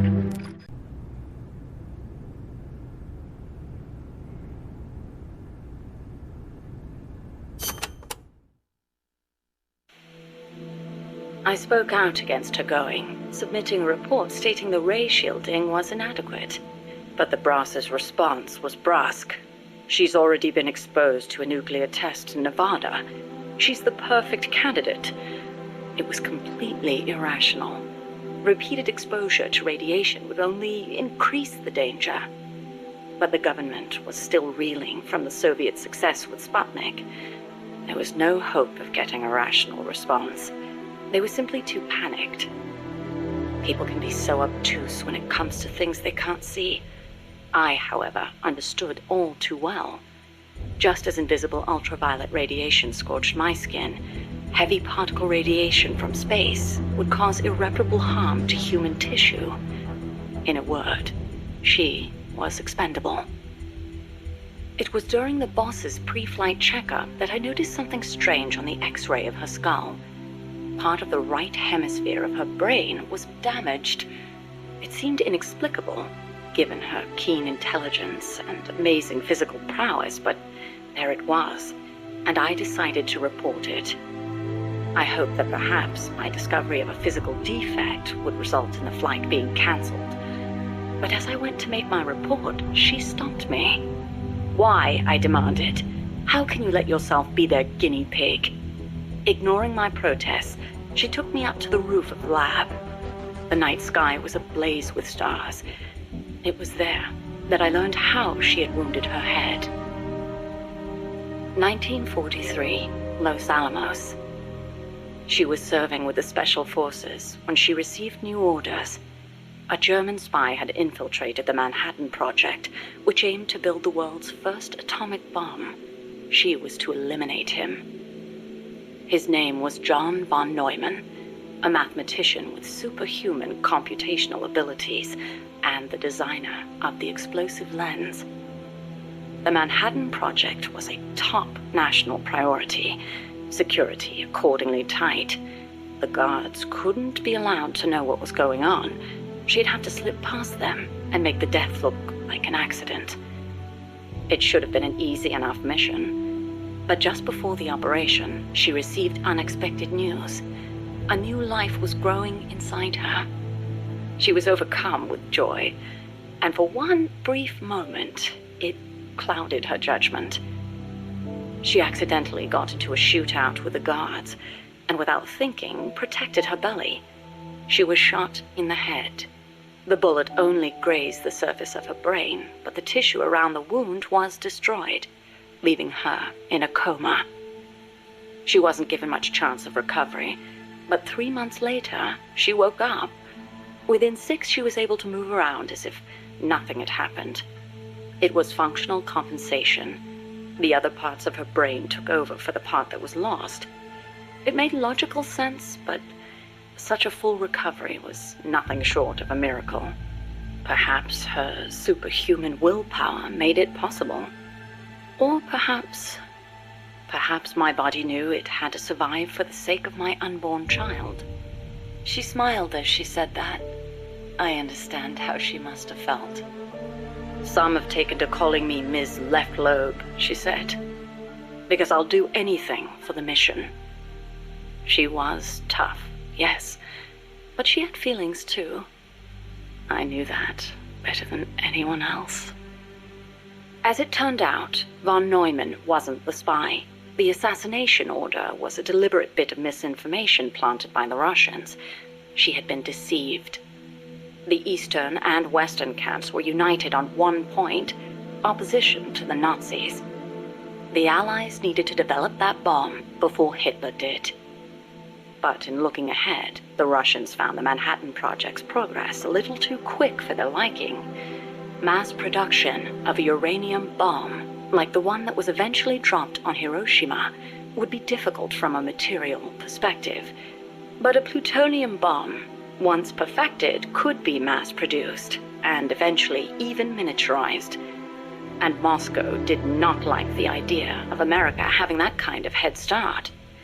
Explosive lens technology was critical to the plutonium design, so the plan was to get rid of its pioneer, von Neumann. And when that plot came to light, the US and the Soviet Union parted ways for good. It was one of the rare cold nights in Florida. She put her arm gently around my shivering shoulders. As I listened to her voice, I was wrapped in her soothing scent. I felt as if I were dreaming. Even in failure, she seemed perfect. Oddly enough, the failed assassination attempt helped helped preserve America's edge. A true super genius, von Neumann went on to make his mark in numerous fields outside of the Manhattan Project. Economic game theory, stored program computing. Almost all computers today use stored programs, the so-called von Neumann architecture. His death would have set back computing 10 years, and I wouldn't be at NASA doing research. I wouldn't have been there in her arms that night. I thanked the fates for giving me that chance. But then she said something unexpected. I should have killed von Neumann when I had the chance. Why, I asked. Wasn't the order a Soviet plot? I looked up at her as she began to explain. Yes, von Neumann was innocent, and killing the innocent is a grave crime. But I can't help but wonder, had I succeeded, what would the world be like now? Even without von Neumann, the explosive lens would have eventually been developed. Von Neumann architecture, too. But she seemed to believe that if progress had been put off for a few years, then perhaps East and West would have had a chance to work hand in hand. I'd never considered such a possibility, but her tone was confident, assertive. It was as if she intended to make the two superpowers shake hands herself. The explosive lens was developed too early, spawning a Cold War and an endless nuclear arms race, she continued. That mission sprung from deceit, but maybe it was divine providence too. It was like she was speaking to her own child. Her large, warm hand was on my head. I failed the mission because I let the mother in me take over. I should have killed him, no matter how great the guilt. If I'd killed him, I might not have prevented Hiroshima, but maybe I could have saved everyone in Nagasaki. I looked up at her and saw her looking up too, up at the starry sky. Her face showed only deep remorse. It was as if she'd convinced herself that she alone was responsible for creating this twisted world. But that's no reason for you to sacrifice yourself for this. I knew I'd never dissuade her, and yet I still clung to hope. I know you're concerned, and I thank you, but I have to be loyal to the end. And then she smiled at me. Loyal to the end. Loyal to what? I asked. But she didn't answer. Snake, Zadornov's done it again. Great. Snake, Zadornov's done it again. Give me a break. Snake, listen. Zadornov's done it again. Come on. I hate to entertain the thought, but this might be an inside job. What the hell's he after, anyway? No clue. Can't imagine he's just out to annoy us, though. You know, it might not be worth keeping him here if he's not gonna join us. You may be right. I thought it might boost our Russian compatriots' morale, but okay. I'll think it over. Let's hope he's just playing hide and seek. I've added a new mission. Go get Zadornov. Kaz, I've located Zadornov. Nice work. I knew you would. How could I be so stupid?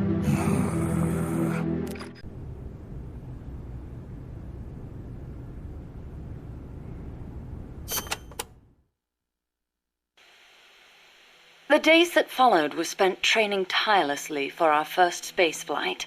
The boss endured conditioning that tested the limits of human capability, and I supported her. Those were happy days. On April 12th, the spacecraft carrying the boss left the Earth's atmosphere. Although it was only 20 minutes of ballistic flight, it was nothing short of miraculous, considering how little time we'd had. The first human in space. We were ecstatic. Then something went wrong.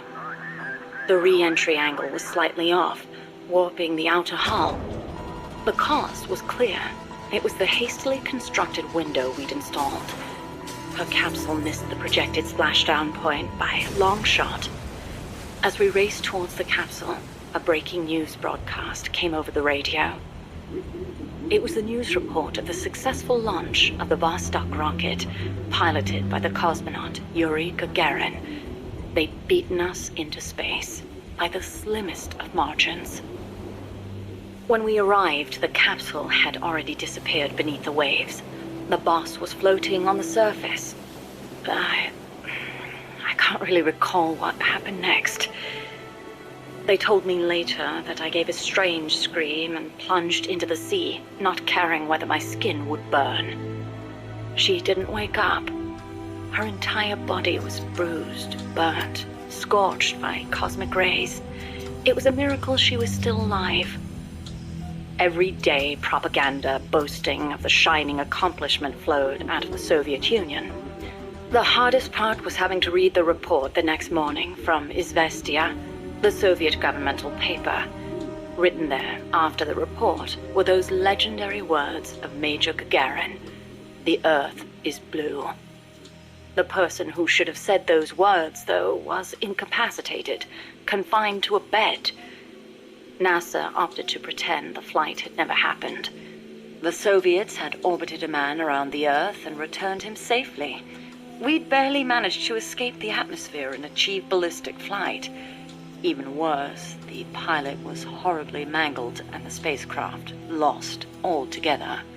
As they saw it, covering it up was the only alternative to seeing the nation's pride dealt yet another blow. I've been told military records show the boss was taking part in the Bay of Pigs incident at the time. They were that desperate to erase the whole affair. In the end, Alan Shepard's ballistic flight 1 month later became known as America's first space flight. Shepard's flight owed its success to insights earned through the boss's sacrifice. But to me, none of that mattered. I prayed day and night for her recovery, never leaving her side, not even for a moment. Then, as summer ended and the chill of winter approached, she spoke. "Give me water." I threw myself on her breast, and she embraced me. It was all I needed. I thought she would tell me about space, the true sky, where the stars don't twinkle. But the only thing she'd speak of was Earth, our home as she'd seen it from space, so fleeting, so irreplaceable. I was ashamed. I'd been enamored for so long with the sky that I never thought to look beneath my feet, at the ground upon which I stood. As soon as her rehab was over, she was gone. It happened without warning. No one informed me, and the higher-ups wouldn't say a word. It wasn't so strange or surprising, really. I simply assumed she was off to complete her next mission, because she was loyal to the end. Since then, I've devoted myself to researching artificial intelligence, so that no one will ever have to make her sacrifice again. No human being should be asked to take on a mission that dangerous. Next time, I'll be the light that shines on someone else. I still wonder why she opened up to me on that chilly night in Florida. That operation was top secret, even if it was all in the past. I like to think it was because she trusted me, but that's probably not the case. She wanted someone to listen, and I don't think that someone was me. Those faraway eyes, the tone of her voice, like she was talking to her own child. Those things made it clear that she was speaking to someone else. I found myself envying that someone. 4 years later, I learned of her death. A traitor's death, no less. She'd stolen an American nuke and defected to the Soviet Union, where she was killed by her former apprentice. Or so I was told. I refused to believe it. She'd never do such a thing. I could think of only 2 possibilities. Either she really was trying to bring East and West together, or she truly did want to be killed. She believed the world is not the way it's supposed to be, that it's been unbalanced by the tenuous peace offered of nuclear deterrence, and that she was to blame. Perhaps her death was an act of atonement. She was loyal to the end, to our world.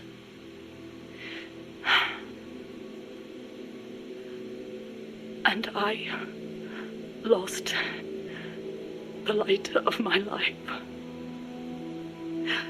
I now find myself victim to an incredibly irrational emotion of my own. That someone, the one she wanted to confess her sin to, could it be the one who took her life? The very thought drives me utterly mad with jealousy. One day, I will discover the truth. Snake, I'm proud to announce that preparations for Metal Gear Zeke are complete. We can activate it any time. Got it. Thanks, Huey. No need to thank me. At least now I can finally say I helped you with something. You can use it in outer ops, too. Just select Zeke when you're forming your unit. Be sure to take it out for a field test. Okay. You can change weapons and check memory boards just like before. Use your observations from a field test to make any adjustments. A work in progress, huh? There's something I need to discuss with you, boss. Get to the point, Kaz. We recovered the nuclear warhead that was loaded onto Peace Walker from the bottom of Lago Kosibolka. What? Warheads are radioactive, even if they're relatively stable. If we just left it there, it would contaminate the lake, or fall into the hands of terrorists. Creating another crisis. Right. So while the White House is figuring out how to cover its ass, I thought we'd take some precautions. What did you have in mind? Load it onto Zeke. What? What else would we do with it? Zeke is our deterrent. To protect ourselves from nuclear attack, we need a nuclear weapon ourselves. Of course, if you're not on board, we could always dispose of it. But it won't be easy getting another nuke. This is a golden opportunity. We could always get rid of it later. Load it onto some fishing boat and leave it out in the middle of the ocean. No one would ever know it's there. But if you want to get rid of it, boss, we'll get rid of it. No, don't. As long as there are nukes out there, we need one ourselves if we're going to be a world power. I knew you'd see it that way, boss. So as long as we stand apart from nations, we need something to put us on equal footing. In a way, MSF is a country itself. And we just became the world's 7th nuclear power. Nuclear power. It, happened again, Snake. Oh, it's the doorknob. What's he got, an escape fetish? He clearly has friends on the inside, but we've got no way of knowing who. Persistent bastard, I'll give him that. Where is he this time? That's the thing. He must have found and gotten rid of the transmitter. We've got no idea where he is. Snake, think you can find him? We can't just let him run around. Makes us look bad. I'll say, since we can't locate him, I'm afraid I can't add a new mission. You know what to do, Snake. Welcome to the shooting range. Just the place for a little target practice, huh? When you're done, head over to the exit.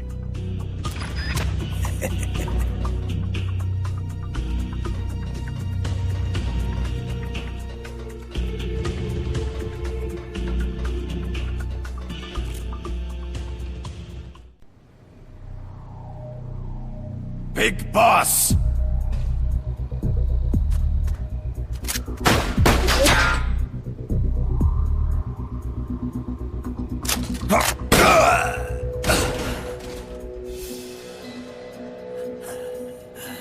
My work is done. What are you talking about? V for victory! Rocket! Peace!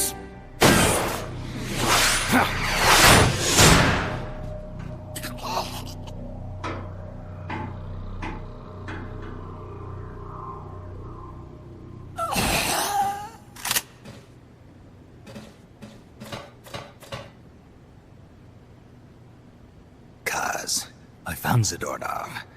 I had to kill him. Huh. So much for our fugitive. Something's not right here. I'm thinking he had a friend.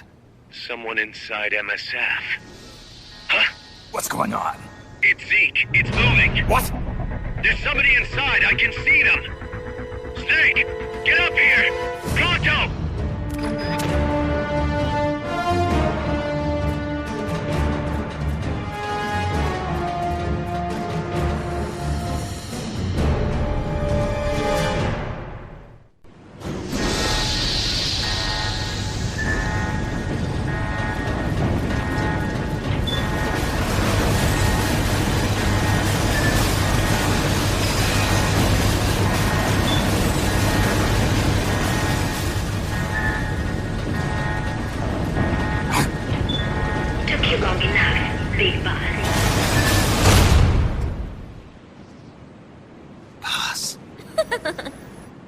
From there before you hurt somebody. Maybe I want to hurt somebody. What's going on? She's not herself. Oh, I am myself, all right. My true self.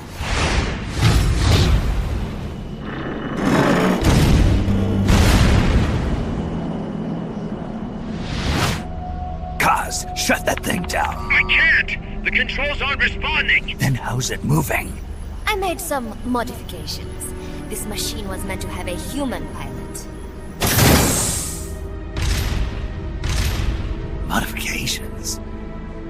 Paz, what are you... Never thought I'd be into machines, huh? Then Zadornov's escape was a diversion. Paz, what are you doing? I'm taking it back. Taking it back? Where? To our leaders. To Cypher. Cypher? This weapon is Cypher's creation. Paz! Get down from there! Do not call me that. I am Pacifica Ocean.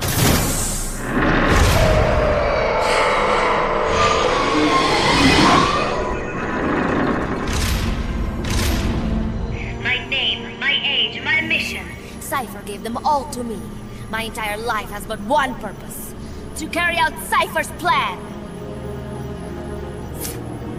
The nasty tobacco. The angel of peace crap. The whole teen with a dream routine. I am through with all of it. Paz, you can't. I told you not to call me that. It makes me want to puke. Everything is gone exactly as planned. Now the real Peace Walker project is finally about to reach its goal. The real project?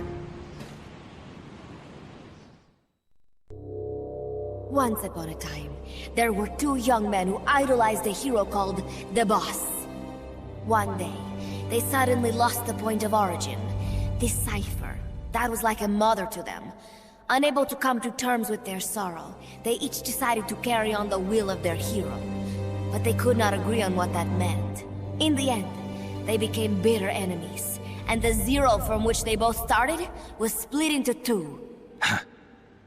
And you have been on the wrong path ever since. There is no happily ever after waiting for you in the end, unless you obey the will of Cypher. Where does an army without borders call home? A state without borders, of course. A world without borders. A world without borders. The Cold War order is about to collapse. The age of electronic intelligence is about to begin. The NSA, CSS, NRO, DIA, etc., etc. The intelligence community that is long bickered amongst itself will be united in a world governed by electrons. Cypher will gather all information, watching over the world and guiding the will of its people, all while they remain blissfully unaware. There will be no one to oppose them. For the first time, the world will be ruled by a single will. Until the new order is in place, you and your army will be the force that protects it. You will be Cypher's deterrent, pulling the wool over the eyes of the old order with your charisma and military prowess. Accept our offer, and we will allow you to retain control of MSF and Zeke. That's an offer.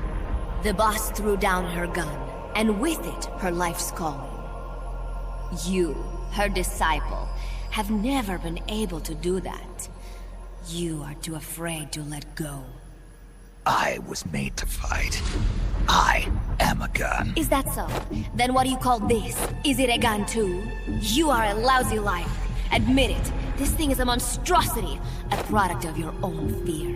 But not Cypher. Cypher thought of something different. Cypher's going to control guns. Control guns? That is right. Not deter, control. It is the ultimate approach to the illusion of peace. Control power. You're gonna be disappointed. Then we are done. Thank you for playing. Better luck next time. The offer is rescinded. And now the ultimatum. Zeke is already in nuclear strike mode. What? I'm taking the weapon you built and using it to launch a nuclear strike on the east coast of the United States. You're insane. What are you after? But wait, here is your consolation prize. We are about to show the world just how dangerous a gang of outlaws, an army without borders, can be. You and your men will become pariahs, and you will be wiped off the face of the earth. Rather than heroes, you will be seen as a well-armed extremist cult prone to indiscriminate outbursts of nuclear aggression. You will give rise to a new world order, an age of deterrence defined by its fear of extremist cult influence. Do you like the picture I am painting, Big Boss? When all is said and done, peace is nothing but a fantasy. A game is a game. You either win or you lose. All you can do is fight. Stop me if you can. The peace sign is the V of victory. Say, peace.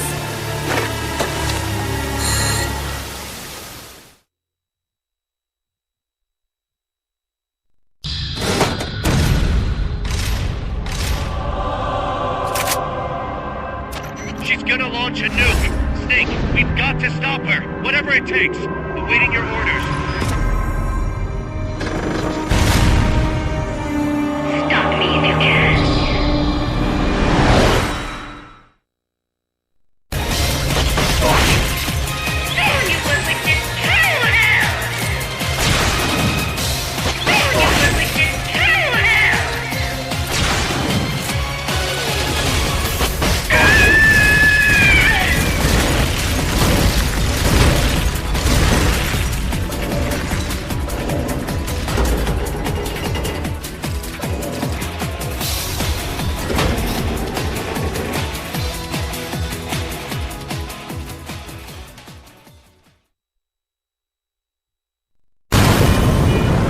No use. Zeke is out of my control. This is where it ends. Listen to me, Big Boss. As long as your army is needed, the world will never know true peace. The peace you will know will be fleeting, illusory. They will use you, disgrace you, and then finally discard you like they would a cancer to society. This is the path you have chosen.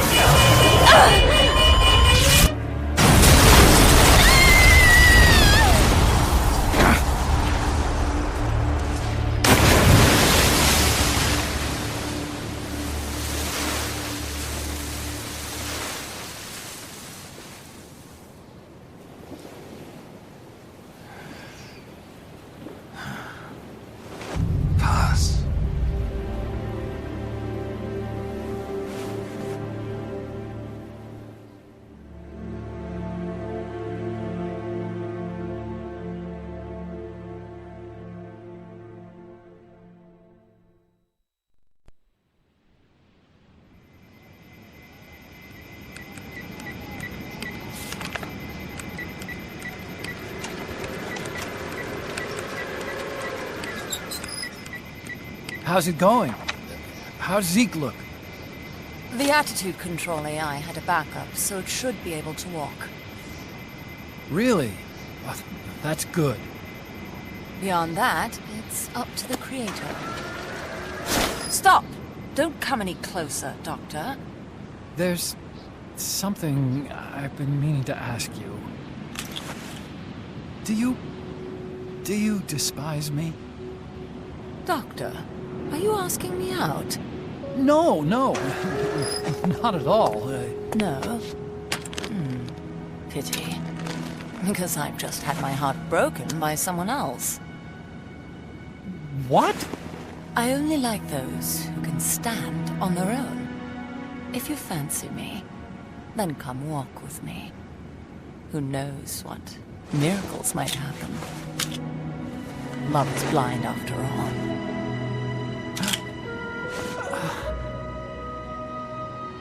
Take your time. I'll be waiting.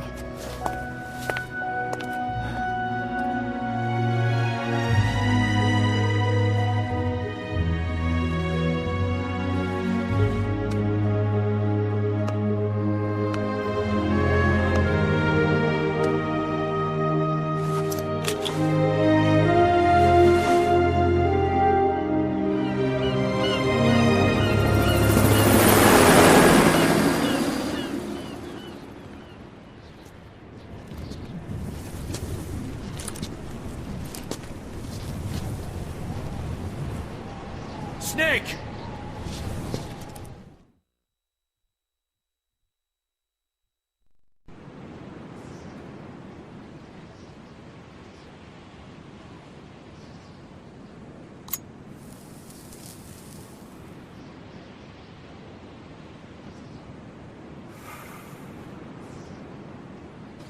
That name Paz mentioned at the end, cipher, it's a code.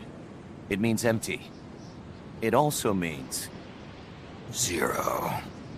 A world of electronic intelligence, built on codes. And at the center of it all, a zero. Cuz... Look, boss. I owe you an apology. Hear me out, okay? Sure. I knew Paz and the professor. I knew who they really were all along. Cuz... I used them. I suppose you were the one that brought them to Colombia in the first place, huh? Guilty as charged. Paz wasn't just CIA, you know. She was working for the KGB, too. And for this cipher group. In other words, she was a triple agent. You knew all of this? Wait, let me finish. Listen. MSF never would have gotten this big if it weren't for them. This mercenary business we built. Someday it's gonna be a new driving force in the world economy. Is that your goal all along? The Cold War's not gonna last forever. Sooner or later it's gonna give way to an era of regional conflicts and terrorism. A paradigm shift from counter-communism to counter-terrorism. In the new age, armies won't be tied to states, and war will become a business. We'll be a valuable commodity. There'll be clients all over the world who need our services. MSF is only the beginning. What we're creating here is a revolution in itself. Am I right? Cuz... it's not going to be that easy. What do you mean? This whole Peace Walker thing has left our mark on the history of the old order. We've put ourselves on the radar of intelligence agencies and governments east and west. The whole world probably knows about us now. Including that cipher outfit.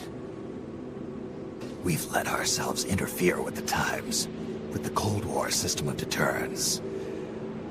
We're an army without a flag. We weren't supposed to take sides in international affairs, but we did. I see your point. So what happens to us now? We'll be hunted. Not everybody's gonna be happy with us, huh? You're damn right. We upset the global military balance of power. And these people would rather our army without borders not exist at all? They're gonna come knocking real soon. There's no turning back now. We're a wrench in the old system of deterrence. As long as the times refuse to change, we're gonna make a hell of a racket. Then who are we gonna fight? The establishment. Anybody who tries to restore the old balance wants to snuff us out of existence. Which establishment? It won't be a particular country or ideology that hunts us. Who then? We're gonna be fighting the biggest beast of all. The Times. 10 years ago, the Times rejected the boss and killed her. And now, we're the ones being tested. Will the Times erase us? or work with us. It's gonna be a lonely battle. No good or evil. No winners or losers. Business will have to wait. The question we have to ask ourselves now is, can we survive long enough to see the 21st century? I'm with you, boss. We'll see how it turns out, together.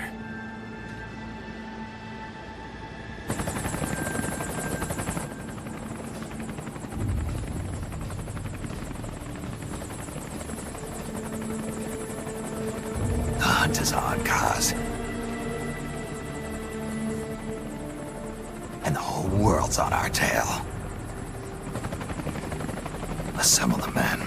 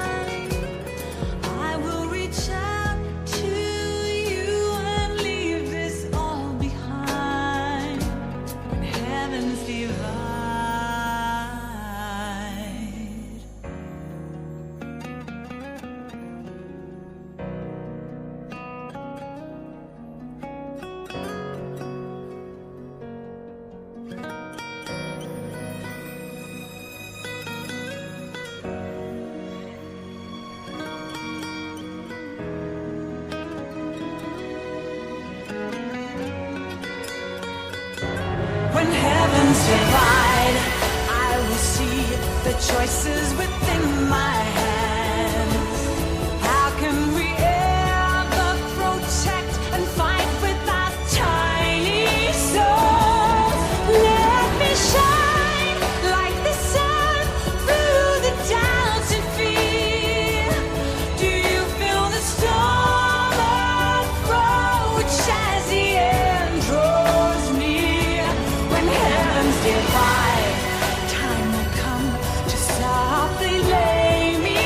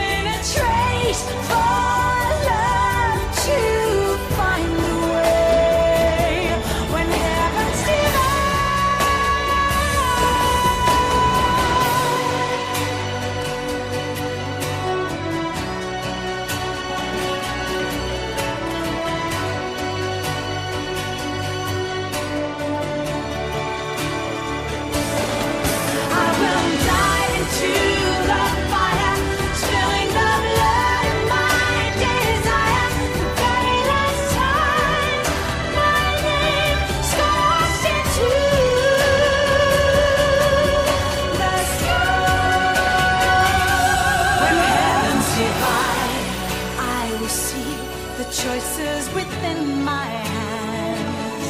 How can we ever protect and fight with our tiny souls? Let me shine like the sun through the doubts and fear. Do you feel the storm approach as the end draws near? When the heavens divide, time will come to softly lay me down. Then I can see a face that I long to see. And for you, oh you, I would give anything, leaving a trace for love to find the way. When heavens and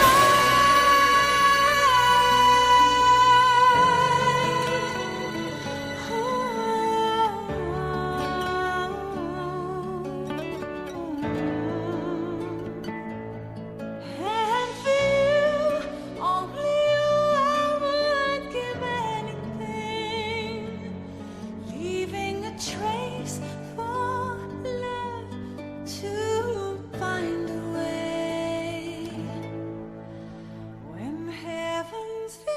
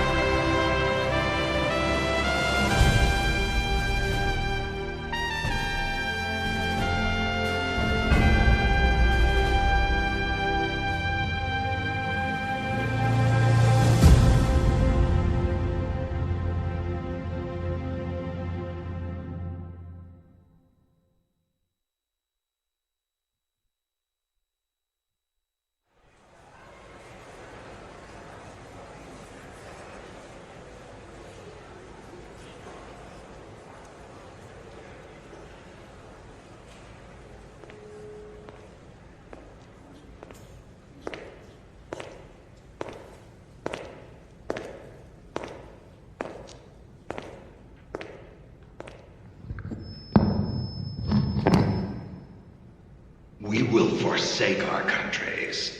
We will leave our motherlands behind us and become one with this earth. We have no nation, no philosophy, no ideology. We go where we're needed, fighting not for country, not for government, but for ourselves. We need no reason to fight. We fight because we are needed. We will be the deterrent for those with no other recourse. We are soldiers without borders, our purpose defined by the era we live in. We will sometimes have to sell ourselves and services. If the times demand it, we'll be revolutionaries, criminals, terrorists, and yes, we may all be headed straight to hell. But what better place for us than this? It is our only home.